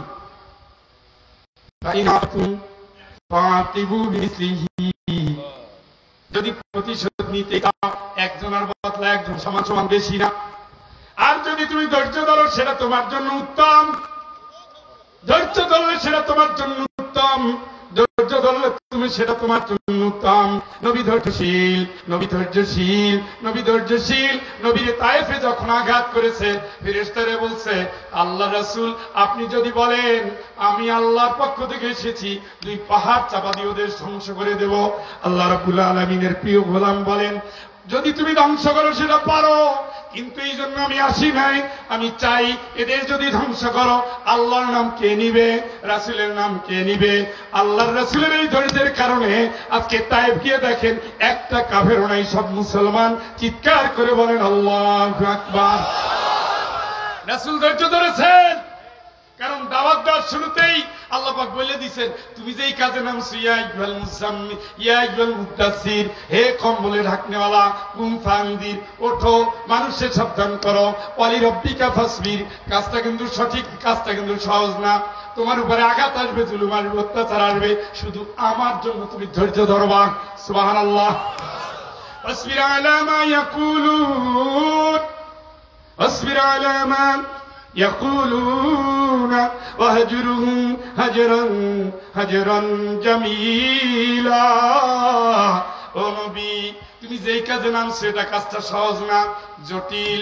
মানুষ নানা কথা বলবে, তোমারে পাগল বলবে, তোমারে জাদুকর বলবে, তোমারে কবি বলবে। আর সেই নবী নাই। নবীদের পরে আলেমদেরা বলে, কেউ রাজাকার বলে, কেউ জেনাকার বলে, কেউ ধর্ম ব্যবসায়ী বলে। কোথাকার কোন দেলু শিকদার আল্লামা সাইদির নাম দিয়ে তারে অন্যায়ভাবে শাস্তি দিয়েছে, ঠিক কিনা? এটা তো অপবাদ, এটা অপবাদ। নবীর অপবাদ দিয়েছে, আলেমদের অপবাদ দিয়েছে। তার একটা সুবিধা আছে, যে শব্দ দিয়ে মহিলা যাত্রা শুরু করেছিল, রাজাকার রাজাকার রাজাকার, সারা দেশে ছড়াই গেছে, তুমি কে আমি কে, রাজাকার রাজাকার, ওই শব্দ দিয়ে তা ধ্বংস হয়ে গেছে। এই জন্য বেশি বাড়তে নাই, মিথ্যা তহমত দিতে নাই, মিথ্যা অপবাদ দিতে নাই। আমার মনে আছে এদেশের সফল শিক্ষামন্ত্রী এহসানুল হক মিলন, তারে দিছিল কি মোবাইল চুরির মামলা। একটা মন্ত্রী মোবাইল চুরি করতে গেছে, শুনছেন নি? সেই মামলা কিন্তু গ্রেফতারও হয়েছে। নির্যাতন কারে বলে? এগুলো অপবাদ। এগুলো কি কথা কন না কেন? সুতরাং যে পথে হাঁটছেন এ পথ ফুল বিছানো না, কাটায় ভরা। আল্লাহ পাক বলেন, নবী শোনো, ঘরে বসে বসে যারা জিকির আজকার করে আর মনে করছে কাজের কাজ করছে, আজকে তার মন খুবই খারাপ। কারণ খাওয়ার ভিতরে লাউও নাই, খাওয়ার শেষে মিষ্টিও নাই, সুন্নাত পালন করতে পারে না। তসবি নিয়ে দৌড়া, বেটা দৌড়া, কিন্তু তরবারি নিয়ে দৌড়াবা কবে? আমার নবী তো তরবারি ছিল, কথা বলেন। আমার নবীর তীর ছিল, ধনুক ছিল, যুদ্ধের জন্য আলাদা বাহন ছিল। প্রত্যেক সাহাবীর ঢাল ছিল, তীর ছিল, প্রত্যেক সাহাবীর তরবারি ছিল, প্রত্যেক সাহাবী যোদ্ধা ছিলেন। আল্লাহর নবী যোদ্ধা ছিলেন, আল্লাহর নবী বিপ্লবী নেতা ছিলেন, আল্লাহর নবী যুদ্ধের সৈনিক ছিলেন, আল্লাহর নবী সিবাসালার ছিলেন, 29টা যুদ্ধের নেতৃত্ব দিয়েছিলেন, ঠিক কিনা? বদুল্লাহ মিয়া, ওই সুন্নাত আপনি কবে ধরবেন? ওটা তো ধরা লাগবে। ওইভাবে যেতে যেতে তো বুড়া হয়েছে, কিন্তু মসজিদে গড়াগড়ি তো কমে না। আল্লাহ রাব্বুল আলামিন বলেন, এক না, কিন্তু এক না, ঘরে বসে যারা আল্লাহ আল্লাহ করে, জিকির আজকার করে, আর যারা জান দিয়ে মাল দিয়ে দিনের মুজাহিদ, আল্লাহর দিন কায়েমের জন্য লড়াই করে, বাতিলের বিরুদ্ধে আন্দোলন করে, জালিমের বিরুদ্ধে হক কথা বলে, দুই ধরনের মানুষ কোনদিন এক হতে পারে না। সুবহানাল্লাহ খান। এখন কে বড় কে ছোট, কে বড় হুজুর কে ছোট হুজুর, এগুলো নিজেরা মিলান, মাপকাঠি আল্লাহ জানাই দিছে। হ্যাঁ, খালি রাস্তায় নামলেই হবে না। একদল আছে নানা তাকবীর বলার পরে বলছে খালি এই মামলা, জেলে গেছে 1 মামলা 6 মামলা। আর এক শ্রেণীর বড় গরম কথা বলতেছে, গরম কথা বলার পরে ঘরে গেছে, কেউ ধরেও না, টোকা দেয়ও না, মামলা করেও না। কেন করেন না? কারণ কি? আমার খালাতো ভাই, আর উনিকে শত্রু। সমস্যা কি? ইনি ইসলাম উনি ইসলাম, ঝামেলা কি? তাই না? ঝামেলা আছে, ওরা আমার ক্ষমতা সরাইয়া বসতে চায়, আর ইনি একটু হুঙ্কার দেয় যাতে ঠিক লাইন আছে। খালি পাঞ্জাবি দেখে বললেন না, সাহাবীদের অনেকের পাঞ্জাবি ছিল না, ছিল নি, একটা চাদর দিয়া, একটা চাদর, একটা স্বামী স্ত্রীর একটা গুহায় থাকতো। কয়টা স্বামী স্ত্রী? কয়টা? একটা। সাহাবীদের একটা চাদর, ওইটা দিয়েই পড়তে, ওইটা দিয়েই যুদ্ধ, ওইটা দিয়ে দিন রাত। আর আমরা পাঞ্জাবি নিয়ে মারামারি করি। হ্যাঁ, টুপি নিয়ে মারামারি করি, 5 কলি কোনটা, গোল কোনটা, লম্বা কোনটা, উঁচা কোনটা, চেরা কোনটা, চ্যাপটা কোনটা। পাগলামি। টুপি একটা হইলেই হইল, মাথার সাথে লাগে কি, এগুলো নিয়ে মারামারি করে। আর দেশ গোল্লায় যায়, কান্দে না। হ্যাঁ, কোরআনের আইন নাই, দুঃখ নাই। দেখেন আপনি, দুঃখ নাই। ফতুয়া দেয়, ওইটা কাফের, ওইটা রাকিদা ঠিক নাই, ওইটা গেছে মোনাফিক হইয়া। হ্যাঁ, শয়তানের সাথে ঐক্য করলো, ওর সাথে করলো না। এইগুলো কেন বলে? এগুলো কেন বলে? যারা লেবাসটাকে ইসলাম মনে করে তারা বলে। আর যারা রক্ত দেওয়া ইসলাম নবীদের থেকে শিখেছে, গরিব ধনী দাস মালিক, শুধু দিনের জন্য লড়েছে, কোরআনের জন্য মরেছে, দিনের যোদ্ধাদের আল্লাহ জানিয়ে দিয়েছেন, দিনের পথের লড়াকু সৈনিক যারা, তারাই সত্যিকার অর্থে আমি আল্লাহর কাছে প্রিয়। ঠিক কিনা?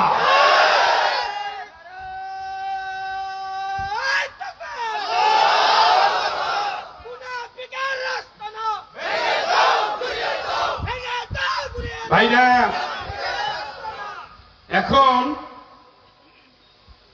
ফাদ্দালাল্লাহুল মুজাহিদিনা বিআমওয়ালিহিম ওয়া আনফুসিহিম আলাল কাঈদিনা দারাজা। সুবহানাল্লাহ। আরেকবার, ওই পিছনে দুলা ভাইরা জোরে কোন। আল্লাহ কয় যারা রক্ত দিল রাস্তায়, দিনের জন্য মরল, লড়লো, কাজ করলো, আমি আল্লাহ তাদের গৌরব, ইজ্জত, সম্মান বাড়াইয়া দিই। সুতরাং তোমাদের কারো দুনিয়ার সার্টিফিকেট নিয়ে আমরা চলি না, আল্লাহর দেওয়া সার্টিফিকেট নিয়ে আমরা চলি। কি আমরা কারো ভয় পাই না? পাইনি। শত্রুর গোলাঘাতে আমরা তো ভীত নই, নয় নিত রয় চির উঁচু শির। নারায়ে তাকবীর। আমরা এলাম সে গর্জে ওঠা জাতি। ওই দূর দূর ওই হুমকি তুমকিরে তোয়াক্কা করার টাইম আমাদের নাই। আমরা শীতকালেও স্লোগান দেওয়া পাবলিক। কি আমরা গর্তে লুকাই না, আমরা হইলাম ওই জাতি যেই জাতি কৌশল করে জাতিকে বাঁচানোর জন্য শপথ নেয়, যেই জাতি নিজের রক্ত দিয়ে জাতির ভাবনা ভাবে, যেই জাতি মরতে মরতে মরে যায়, বাতিলের সাথে তবু হাত মিলায় না। সুতরাং রক্ত দেওয়া জাতির ভয় নাই, তাই না? কয়টা মারবি মার। এক আবু সাইদ রক্ত দেওয়ার পরে দেখছেন নি কিভাবে বুক করতে দেয়? দেখছেন নি? এইটা হলো সেই বীরের জাতি, সালাউদ্দিন আইয়ুবীর জাতি। এটা হলো হাজী শরীয়তুল্লাহ জাতি। এইটা হলো শহীদ মীর নিসারউদ্দিন তিতুমীরের জাতি। এইটা হলো শহীদ আব্দুল মালিকের উত্তরসূরি। ঠিক কিনা? সুতরাং এদেরকে ওই ঠুনকো কথা বলে সরাইয়া লাভ হবে না। এখন আয়াত যা বললাম তা তো বললাম। এই আয়াত যখন নাজিল হয় তখন একজন সাহাবী অন্ধ, অন্ধর তো চোখ বড় বড় নাকি? কি চোখ নাই, জন্মান্ধ। তার নাম ছিল হুসাইন। রাসূলুল্লাহ সাল্লাল্লাহু আলাইহি ওয়াসাল্লামের কাছে আসলেন। তিনি রাসূলের আত্মীয় ছিলেন, খাদিজা রাদিয়াল্লাহু তাআলা আনহার আপন মামাতো ভাই ছিলেন। তিনি বললেন, না, তোমার নাম হবে আব্দুল্লাহ। তার জন্মগতভাবে অন্ধ হওয়ায় তার মায়ের সাথে যুক্ত করে তার নাম রাখা হয়েছে উম্মে মাকতুম রাদিয়াল্লাহু তাআলা আনহা। শুনতেছেন নি? অন্ধ মানুষ কোরআনের হাফেজ। সুবহানাল্লাহ। কোরআন পড়তে জানেননি জাতি, শরম লাগে না? অন্ধ মানুষ কোরআনের হাফেজ, শরম লাগে না? জানতাম ভুলে গেছি। সবচেয়ে যেগুলো বড় অপরাধ, তার ভিতরে অন্যতম বড় অপরাধ কোরআন জেনে ভুলে যাওয়া। কোরআন শরীফ কিয়ামতের ময়দান আল্লাহ চেহারা দিবে, চেহারা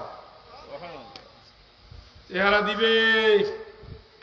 ও আল্লাহ, তুমি জানো না তোমার বান্দারা কি করছে আমার সাথে, এটা তার অভিযোগ দিবে। বড় বড় দাড়ি রাখছে, টুপি পড়ছে, নামাজ পড়ছে, কোরআনের সমাজ চায় না আল্লাহ। কে সাক্ষী দিবে?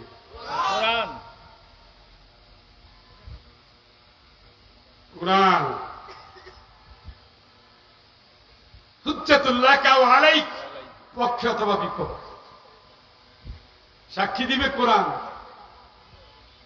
তুমি না এটা কায়েম করতে বলছো, করে নাই, তোমার বিধিবিধানগুলো গায়ে লাগায় নাই, আমি সুপারিশ করছি, নাম কস্তে মুসলমান, ও কোরআনিক মুসলমান না। কি হবে ওই দিন? কি হবে ওই দিন? ঠিক কর না? পালাই রাখছেন, আর হুজুর দিয়ে খাওয়ান, আর হুজুর দিয়ে খতম দেওয়ান, আর এটা বাস্তবায়ন করবে কে? রাসূল পুরো কোরআন বাস্তবায়ন করে দুনিয়া থেকে বিদায় নিয়েছে। কোরআনের সংসদ ছিল কয় বছর? 10 বছর।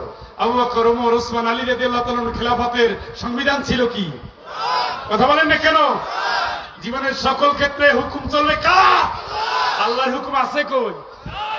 কই সেই কোরআন? কোন সমাজে কোরআন সাক্ষী দিবে? অত সোজা মনে করেন না, চেহারা দেওয়া হবে, একটা একটা ধৈর্য ধৈর্য বলবে। আর রাসূলও সাক্ষী দিবেন, ওয়াজিনা বিকা শাহীদান আলা হাউলা। নবী, আপনারা সাক্ষী নিয়ে আসবো তো কিয়ামতের দিন, আপনি সাক্ষী দিবেন। সুবহানাল্লাহ বলেন। ওই দিন সারও দৌড়াবে, ফয়জুলও দৌড়াবে, উনিও সবাই দৌড়ে বলবি, ইয়া রাসূলুল্লাহ, আমি তো আপনার উম্মত, আপনার কর্মী ছিলাম। তাই?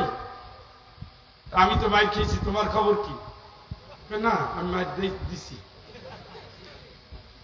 আমি তো রক্ত দিয়েছি, তোমার খবর কি? আমারে তো কাবার চত্বরে মেরেছে, উটের নাড়ি বুড়ি দিয়েছে, তোমার খবর কি? আমি তো জেলে গিয়েছি, তোমার খবর কি? আমি তো হিজরত করেছি, তোমার খবর কি? আমি তো যুদ্ধে করেছি, তোমার খবর কি? আমার ভাঙা দাঁত নিয়ে আমি উঠেছি, তোমার খবর কি? আমার মাথায় রক্ত ঝরছে, তোমার খবর কি? ও ইয়াওমা নাদউ কুল্লা উনাসিম বিঈমামিহিম, কিয়ামতের ময়দানে নেতার সাথে সাথে উপস্থিত করা হবে কর্মীকে। চিৎকার করে বলেন আল্লাহু আকবার।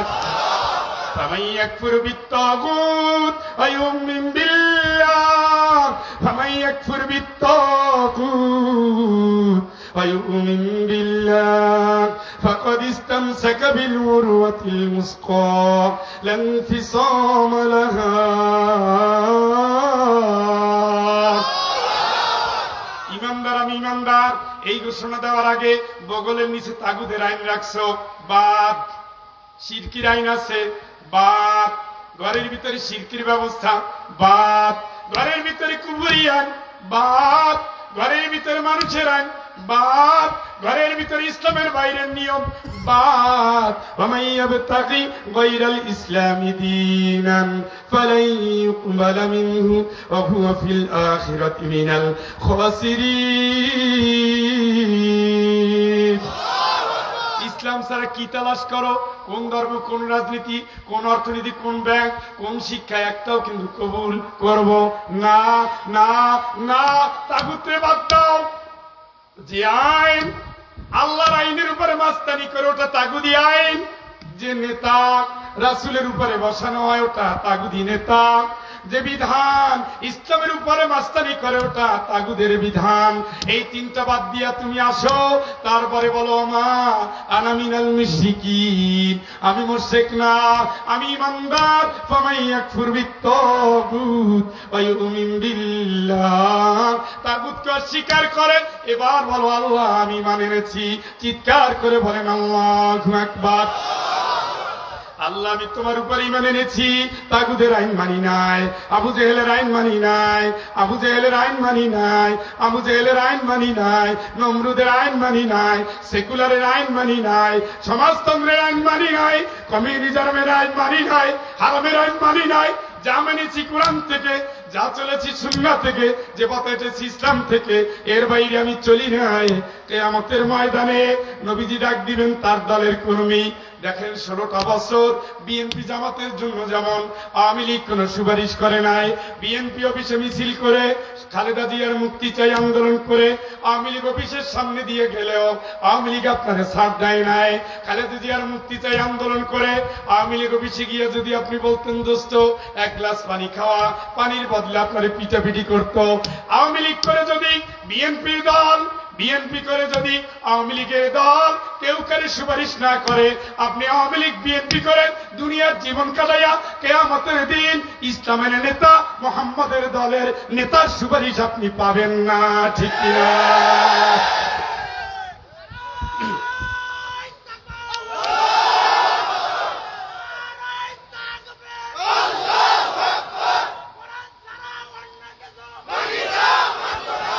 ভাইরা,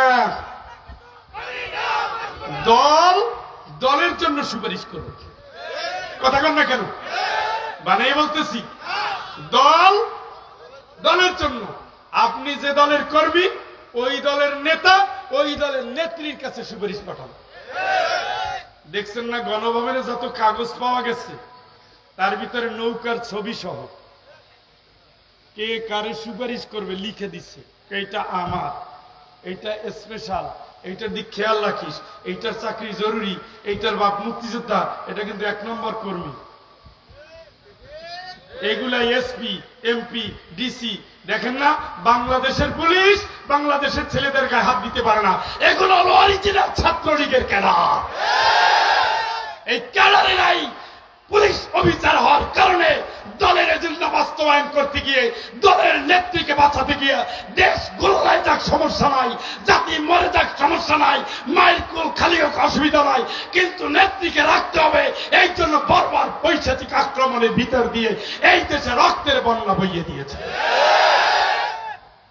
দল, দলের কর্মী, দলের নেতা, দলের নেত্রী সুপারিশ করে।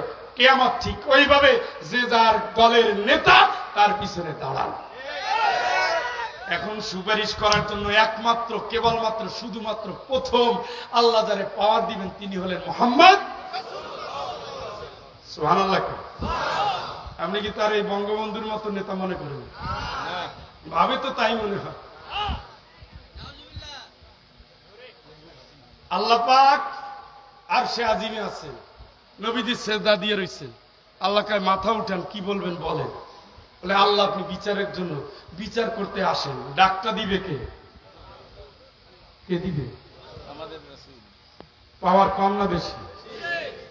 আল্লাহ ডাক দেওয়ার পরে আরশে আজিমের কাছে একটা সাদা মেঘ চলে যাবে, ফেরেশতারা দাঁড়াবে, আল্লাহ ওখানে দাঁড়ায় যাবে। সুবহানাল্লাহ। মেঘটা আস্তে আস্তে নিচে নামবে, একটার পর একটা আসমান ভেঙে যাবে। বিচারের ময়দানে আল্লাহ আসবেন, বাম পাও রাখবেন, ওজা রব্বুকাল মালাকু সাফফান সাফফা, ফেরেশতারা কাতারবন্দি হয়ে দাঁড়িয়ে যাবে।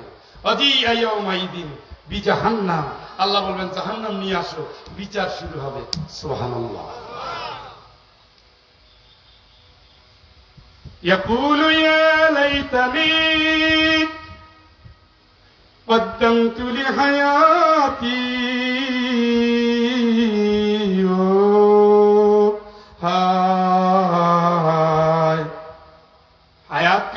বুঝতাম, কামে যদি লাগাইতাম, আল কোরআনের যদি কর্মী হতাম, রাসূলের আদর্শ যদি মানতাম, ইসলাম কায়েমের সৈনিক যদি হতাম, আল্লাহকে আজ চোখের পানি দিয়া কাজ হবে না। فَيَوْمَئِذٍ لَّا يُعَذِّبُ عَذَابَهُ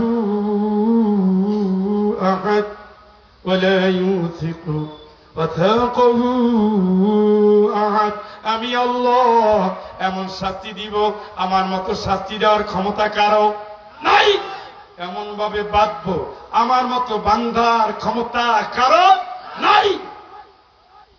কথা শুনতেছেন? কোরআনে আছে না নাই? আল্লাহকে ধরে বান, ওর কান্দার টাইম নেই, ধরে বান। আগে কি দিয়ে বাঁধবে? একটা শিকল যদি আসমানে থাকে, জমিনের দিকে যদি মুখ থাকে, শিকলের নামতেছে নামতেছে 1 বছর 2 বছর 3 বছর 4 বছর 40 বছর। কয় বছর? শিকলটা তাইলে 1-1.5 কেজি হবে। অত বিশাল শিকল দিয়ে একজন জাহান্নামীকে বাঁধা হবে। নাউজুবিল্লাহ বলেন। কি কঠিন অবস্থা। হাদা ইয়াউমুন হাসির। ও আজকে কঠিন দিন, কঠিন দিন, কঠিন দিন। কিসের কঠিন? এসে সর্বনাশের দিন। ওই দিন নবীজি আসবেন, সুপারিশ করবেন। দেখো তুমি সুপারিশ পাও কিনা ভাই। নবী মিথ্যা কথা বলে নাই, তুমি মিথ্যা কথা বলো না। নবী ইসলামের জন্য লড়ে যায়, তুমি লড়ে যাও। নবী জেলে, তুমি জেলে। নবী আসামি, তুমি আসামি। নবী ঘর ছাড়া, তুমি ঘর ছাড়া। নবী রক্তাক্ত, তুমি রক্তাক্ত। নবী রিমান্ডে, তুমি রিমান্ডে। নবী যুদ্ধে, তুমি যুদ্ধে। নবী তোমার দলের নেতা, তুমি তার দলের কর্মী। তুমি স্লোগানের ক্ষেত্রে নেতার নামে দাও নাই, তুমি স্লোগানের সময় দিয়েছ তোমার নবী আমার নবী, তোমার নেতা আমার নেতা, বিশ্ব নবী মুস্তাফা। কিয়ামতের ময়দানে সেই নবীর স্বাস্থ্য, তোমার স্বাস্থ্য, নবীর চেহারা, তোমার চেহারা, নবীর শরীর, তোমার শরীর, নবীর আন্দোলন, তোমার আন্দোলন যখন মিলে যাবে, নবীর সুপারিশ নিয়ে তখন তুমি জান্নাতে যাবে। ঠিক কিনা? আর না হইলে ইয়া রাসূলুল্লাহ, আমিও আপনার উম্মত ছিলাম, কত কত জিলাপি খাওয়াইছি মিলাদুন নবীতে, আপনি জানেন। আয় তোর মিলাদুন নবী ছুটেই দিতেছি। আয় একদিনে সিন্নি খাওয়াইয়া, জিলাপি খাওয়াইয়া, 364 দিন জালিমরে ক্ষমতায় বসাইয়া ইসলাম শেষ করছো, ইসলামী দল শেষ করছো, ইসলামী রাজনীতি বন্ধ করছো, আলেম ওলামারে ফাঁসি দিছো, ডুগডুগি বাজে আনন্দ করছো, জালিমের সাথে হাত মিলাইছো, সাহাবাকে গিয়ে বলছো ফাঁসিটা। কথা কোন?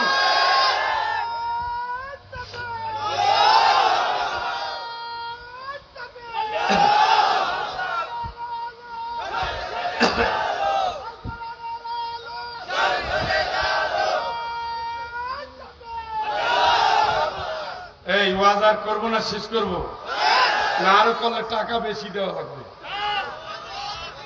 হ্যাঁ, ব্যাগ পাঠাইছে ওনাদের কাছে? পাঠাইছে না? 11টার পরে গেলে কিন্তু আবার টাকা দেওয়া লাগবে। এই ব্যাগ নিয়ে 4 জন লোক পিছন থেকে যাও। এটা তো দ্বিতীয় বক্তা বলছে দিছে। এখন আমি মুসাফির দোয়া করব। মুসাফিরের দোয়া কাজে লাগে, লাগেনি? নিয়ত করে দিই। ওঠার কথা বলি না তো, আমি তো আলোচনাই শুরু করি না। 4 জনারে পিছনে পাঠাই দেন ভাই, 4 জনারে পিছনে পাঠাই দিবেন। পিছন থেকে ব্যাগ নিয়ে সামনে আসবে। মুসাফিরের দোয়া পাওয়ার জন্য স্পেশাল নিয়ত করে, ছেলের বিয়ে হচ্ছে না, মেয়ের বিয়ে হচ্ছে না, বাচ্চা হচ্ছে না, অসুস্থতা সারতেছে না, এইভাবে নিয়ত করে দিবেন। আমি আলোচনা চালাবো ইনশাআল্লাহ। আমি বলছি অন্ধ সাহাবীর কথা। কার কথা? খেয়াল করেন। বসেন বসেন। অন্ধ সাহাবীর নাম উম্মে মাকতুম রাদিয়াল্লাহু আনহু। উনি বলছি ইয়া রাসূলুল্লাহ, আমি যুদ্ধে যাব। না না, আপনি যুদ্ধে যাবেন কেন? আপনার চোখ নাই। না, আমি যুদ্ধে যাব এই কারণে, যুদ্ধে গেলে তো আল্লাহ সম্মান বাড়াই দেয়, ইজ্জত বাড়াই দেয়। যুদ্ধে যাব, শহীদ হব, জান্নাতে যাব। সুবহানাল্লাহ খান। লোকটা অন্ধ কিন্তু কোরআনের কি কথা কয় না কেন? কোরআনের। আবার নবীজির অবর্তমানে, নবীজি ছিলেন না, নবীজি না থাকলে মসজিদে নববীর ইমাম হতেন আবু বকর রাদিয়াল্লাহু তাআলা আনহু। কিন্তু নবীজি তাকে 13 বার মসজিদে নববীর ইমাম বানাইছে। সুবহানাল্লাহ। তিনি ছিলেন মসজিদে নববীর মুয়াজ্জিন। কি ছিলেন? আবার ছিলেন কি? ইমাম। আবার ছিলেন কি? হাফেজ। আর মানুষটা কি? যেতে চাই কই? জিহাদে, যুদ্ধে। সুবহানাল্লাহ। সুবহানাল্লাহ। যুদ্ধ হইল না, এই ব্যাগ নিয়ে কি গেছে? না না, দোয়ার টাইম ঘনাই আসতেছে না, দোয়া করা লাগবে না, স্পেশাল দোয়া। হৃদয় খুলে দিবেন, হৃদয় খুলে নিবেন ইনশাআল্লাহ। মাহফিলটা কিভাবে করছে আমি জানি। যাক আলহামদুলিল্লাহ, সবাই মিলে আল্লাহর কাছে কান্নাকাটি করছি। আল্লাহ তো দয়াবান, আল্লাহ কেমনে কেমনে আবহাওয়াটা ভালো করে দিছে। আলহামদুলিল্লাহ।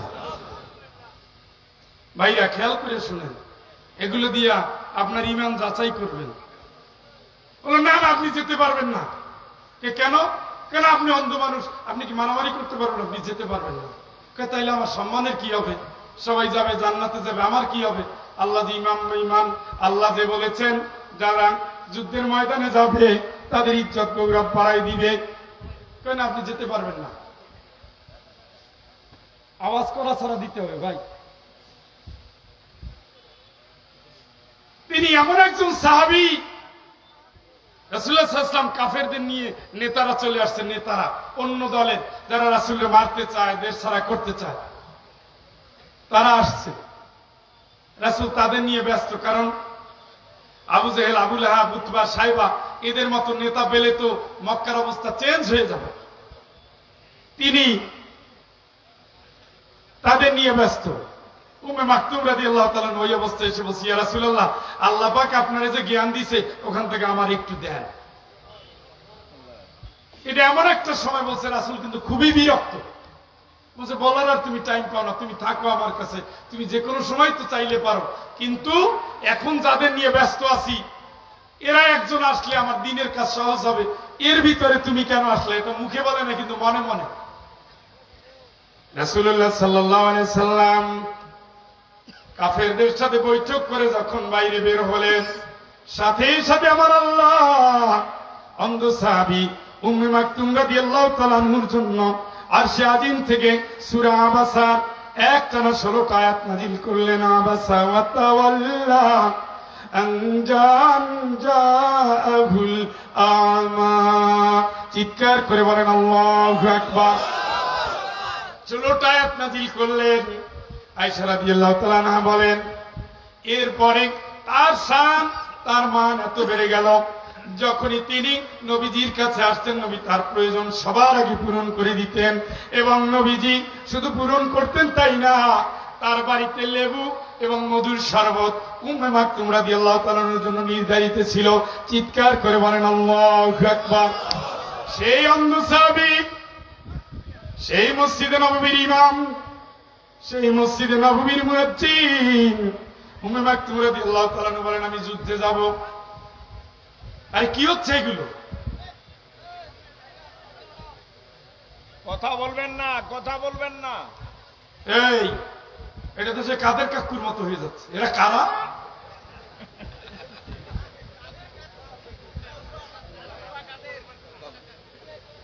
না, অত অসম্মান করা ঠিক। সে একটা দলের দাপুটির লোক ছিল, তার জন্য কত দোয়া করছি অসুস্থ হওয়ার পরে। দোয়া করার পরে সুস্থ হয়ে পাখা গজাইছে।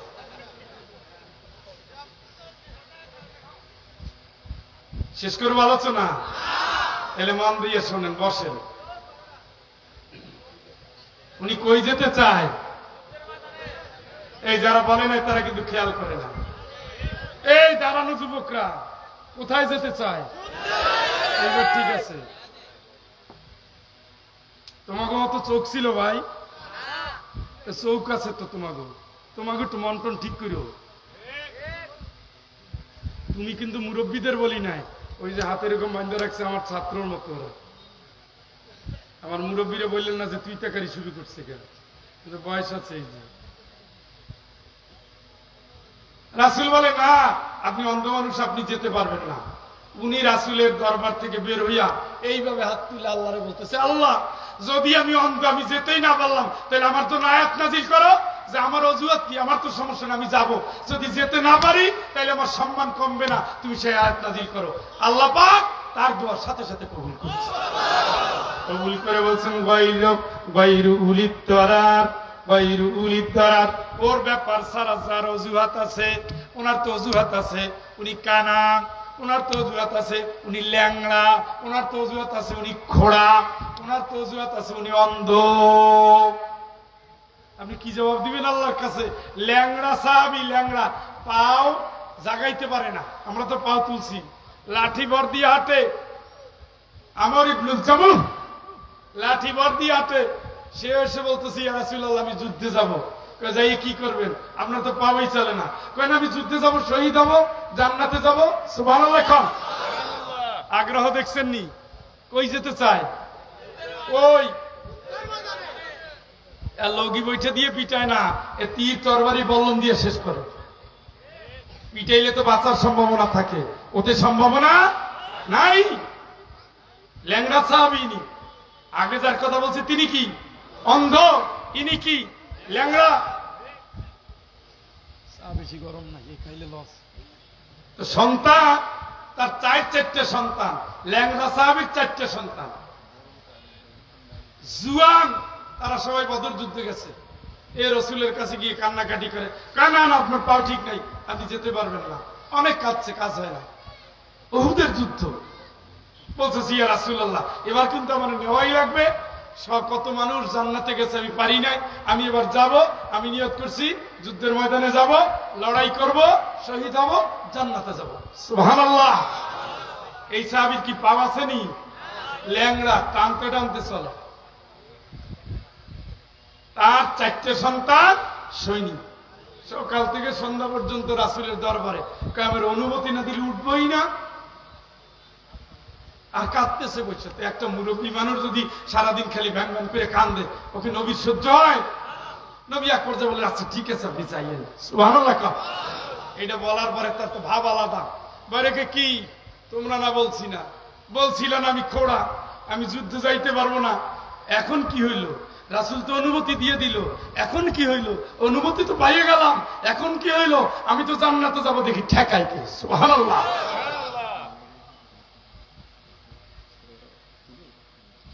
মা বোন যারা আছেন, আপনাদের ওখানে ব্যাগ আছে, দয়া করে দিবেন, আগের চেয়ে বেশি দিবেন, নিয়ত করে দিবেন, মানত করে দিবেন, তারপরে ব্যাগটা পৌঁছে দিবেন।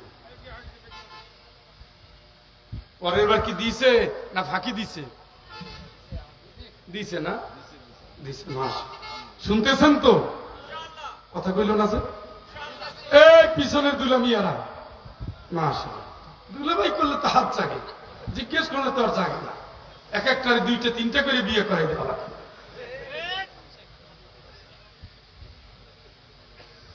এই সাহাবীর পাও ঠিক আছে নি? যুদ্ধের অনুমতি পাইছে নি? বাড়িতে গেছে, ভাবি আলাদা।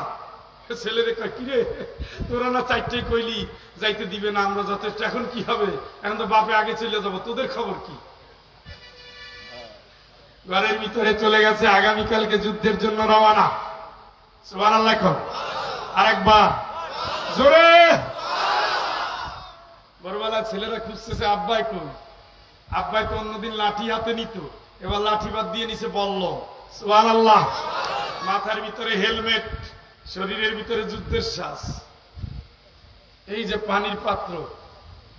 ছেলেরা দেখে, আরে আল্লাহ, আব্বাই তো রেডি হয়ে গেছে, আমরা তো শরম পাইলাম। পানির পাত্রের মুখটা বাঁধতেছে, আর বউ একটু ইয়ারকি করতেছে। কে রে খাল্লা, আমি তো দেখতেছি তোর আব্বাই ভয় পাইয়া দিছে, দৌড়ে বাড়ি এসে গেছে। তো মাঝে মাঝে ইয়ারকি কিন্তু গায়ে লাগে। এই কথা শোনার পরে সে কত কাইন্দে গেছে, অনুমতি পাইল, এখন বউ তার সাথে ঠাট্টা করছে, এটা কিন্তু তার সহ্য হয় না। সে আবার হাত তুলছে, আল্লাহুম্মা লা তুরদ্দনি ইলা, আল্লাহুম্মা লা তারুদ্দানি ইলা আহলি, আল্লাহুম্মা লা তারুদ্দানি ইলা আহলি। আল্লাহ তুমি আমারে আর আমার পরিবারের কাছে ফিরে আইনো না। 1 বার 2 বার 3 বার। সুবহানাল্লাহ। যুদ্ধ শুরু। রাসূল বলছে 3 জন 4 জন তো তোমার আব্বারে খাল্লাত তুমি পাহারা দিবা, তুমি মেঝে একটু সারশক্তি বেশি আছে, তোমার আব্বারে তুমি পাহারা দিও যেন সে বেশি ঝামেলায় পড়ে না যায়। সব ছিল যুদ্ধে যাবে, পাঠাই দিলাম, কিন্তু তুমি পাহারা দিও।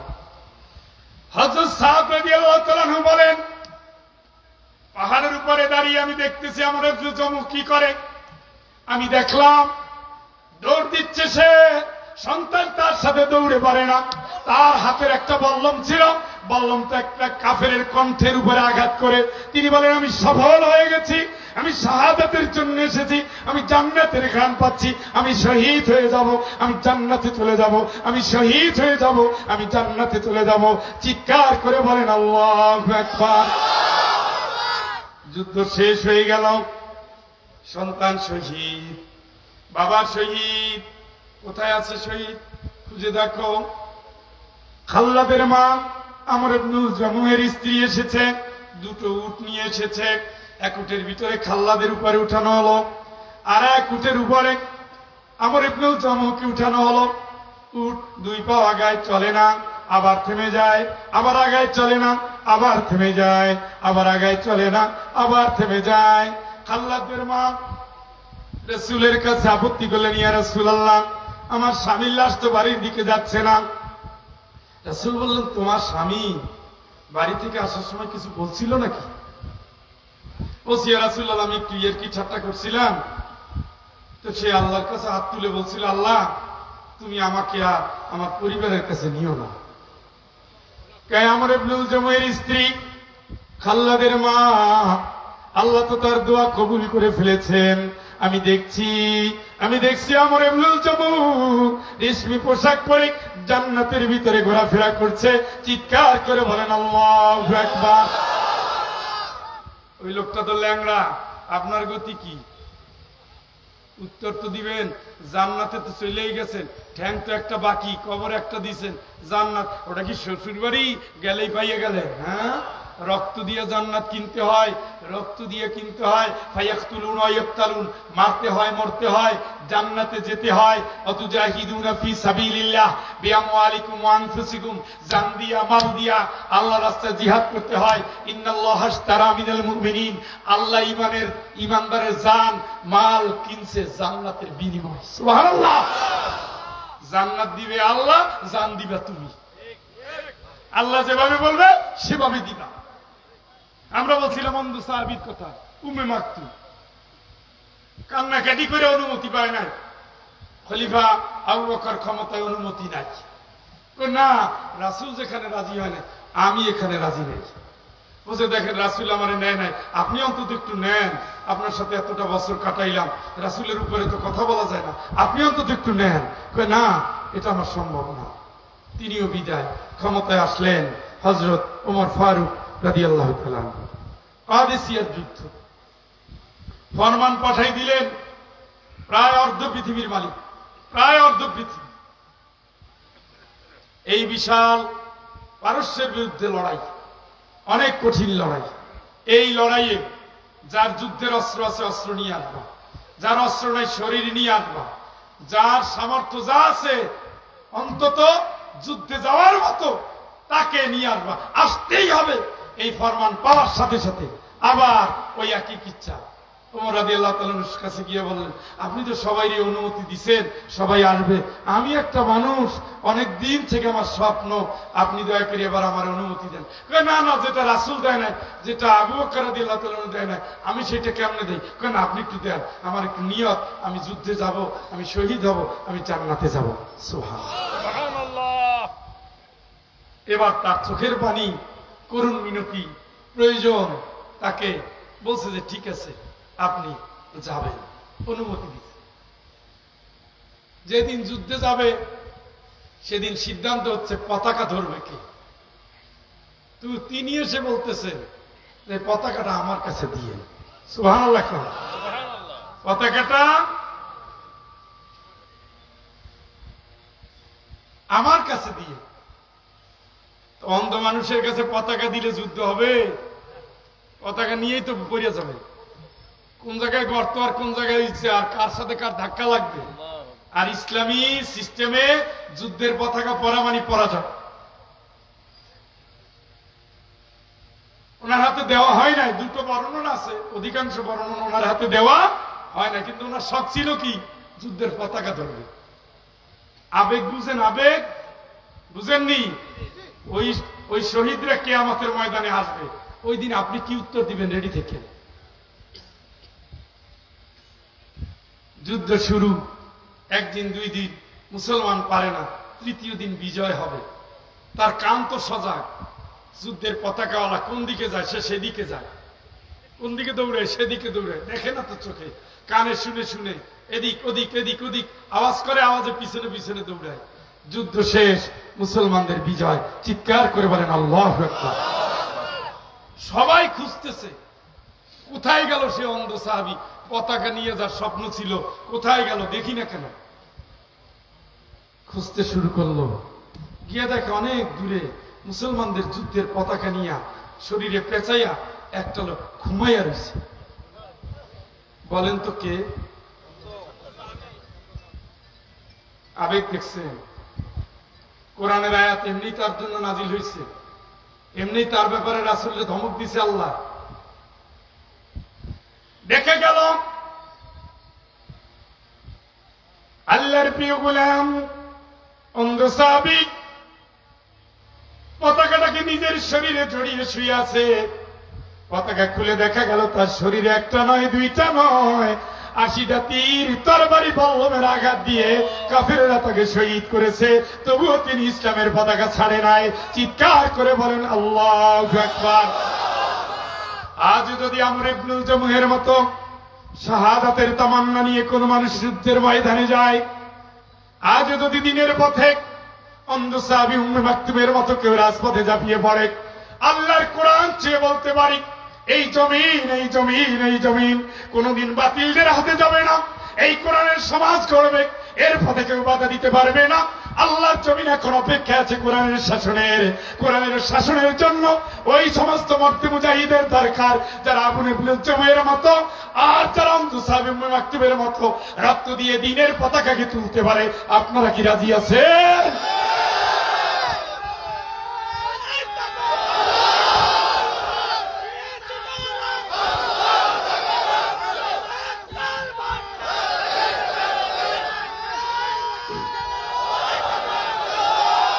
হাত তোলেন, হাত জাগান, বলেন আল্লাহ আল্লাহ আল্লাহ।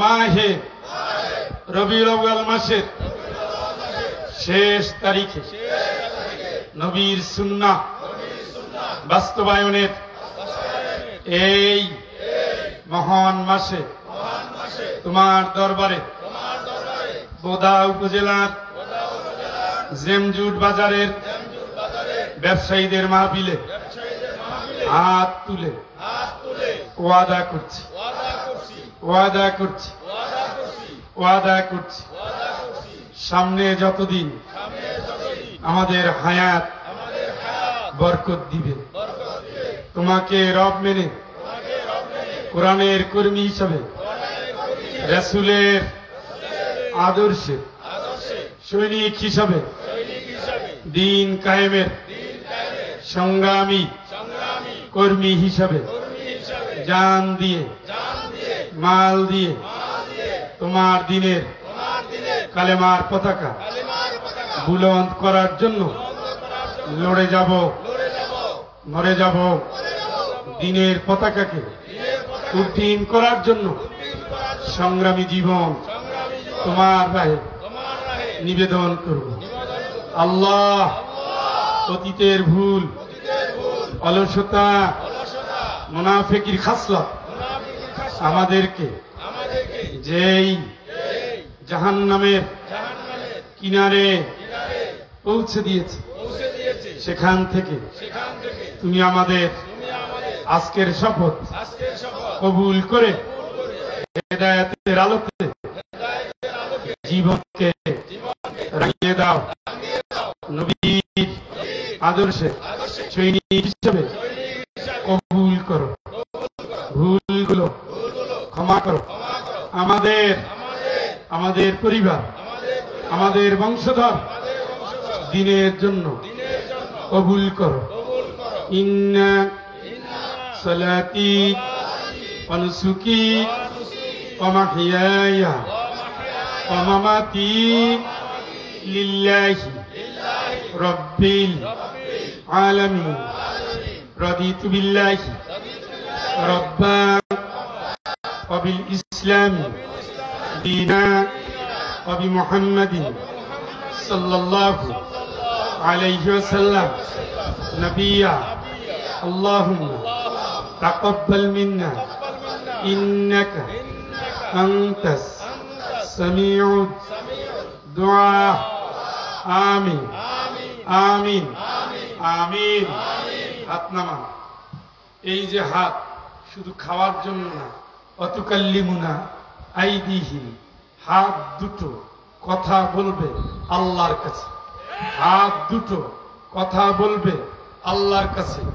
ইয়াওমা তাশহাদু আলাইহিম আলসিনাতুহুম, জিহ্বা সাক্ষী দিবে আল্লাহর কাছে, জমিন সাক্ষী দিবে আল্লাহর কাছে, কোরআন সাক্ষী দিবে আল্লাহর কাছে, ফেরেশতা আমলনামা পৌঁছাবে আল্লাহর কাছে।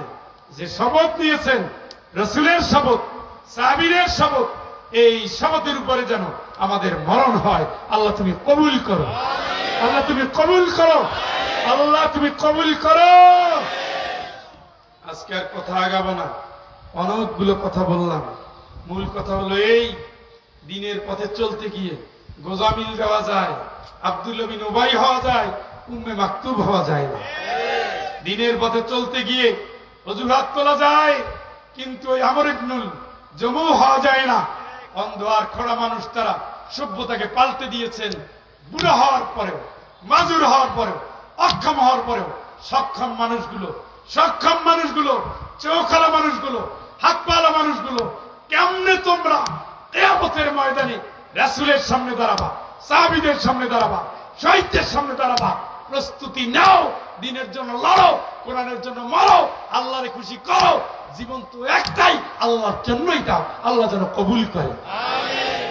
সভাপতি সাহেব একটু কথা বলবেন, এরপরে আমরা শেষ করব। একজন ভাই উঠবেন না, মাহফিলের সৌন্দর্য নষ্ট করবেন না, বসেন।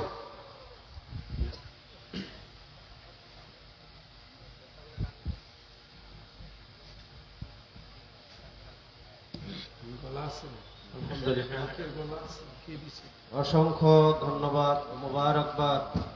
কেউ উঠবেন না, শেষ মাহফিল ইন্তেজামিয়া কমিটির পক্ষ থেকে এবং শ্রোতাবৃন্দের পক্ষ থেকে আজকের মাহফিলের প্রধান মুফাসসির মহোদয়কে।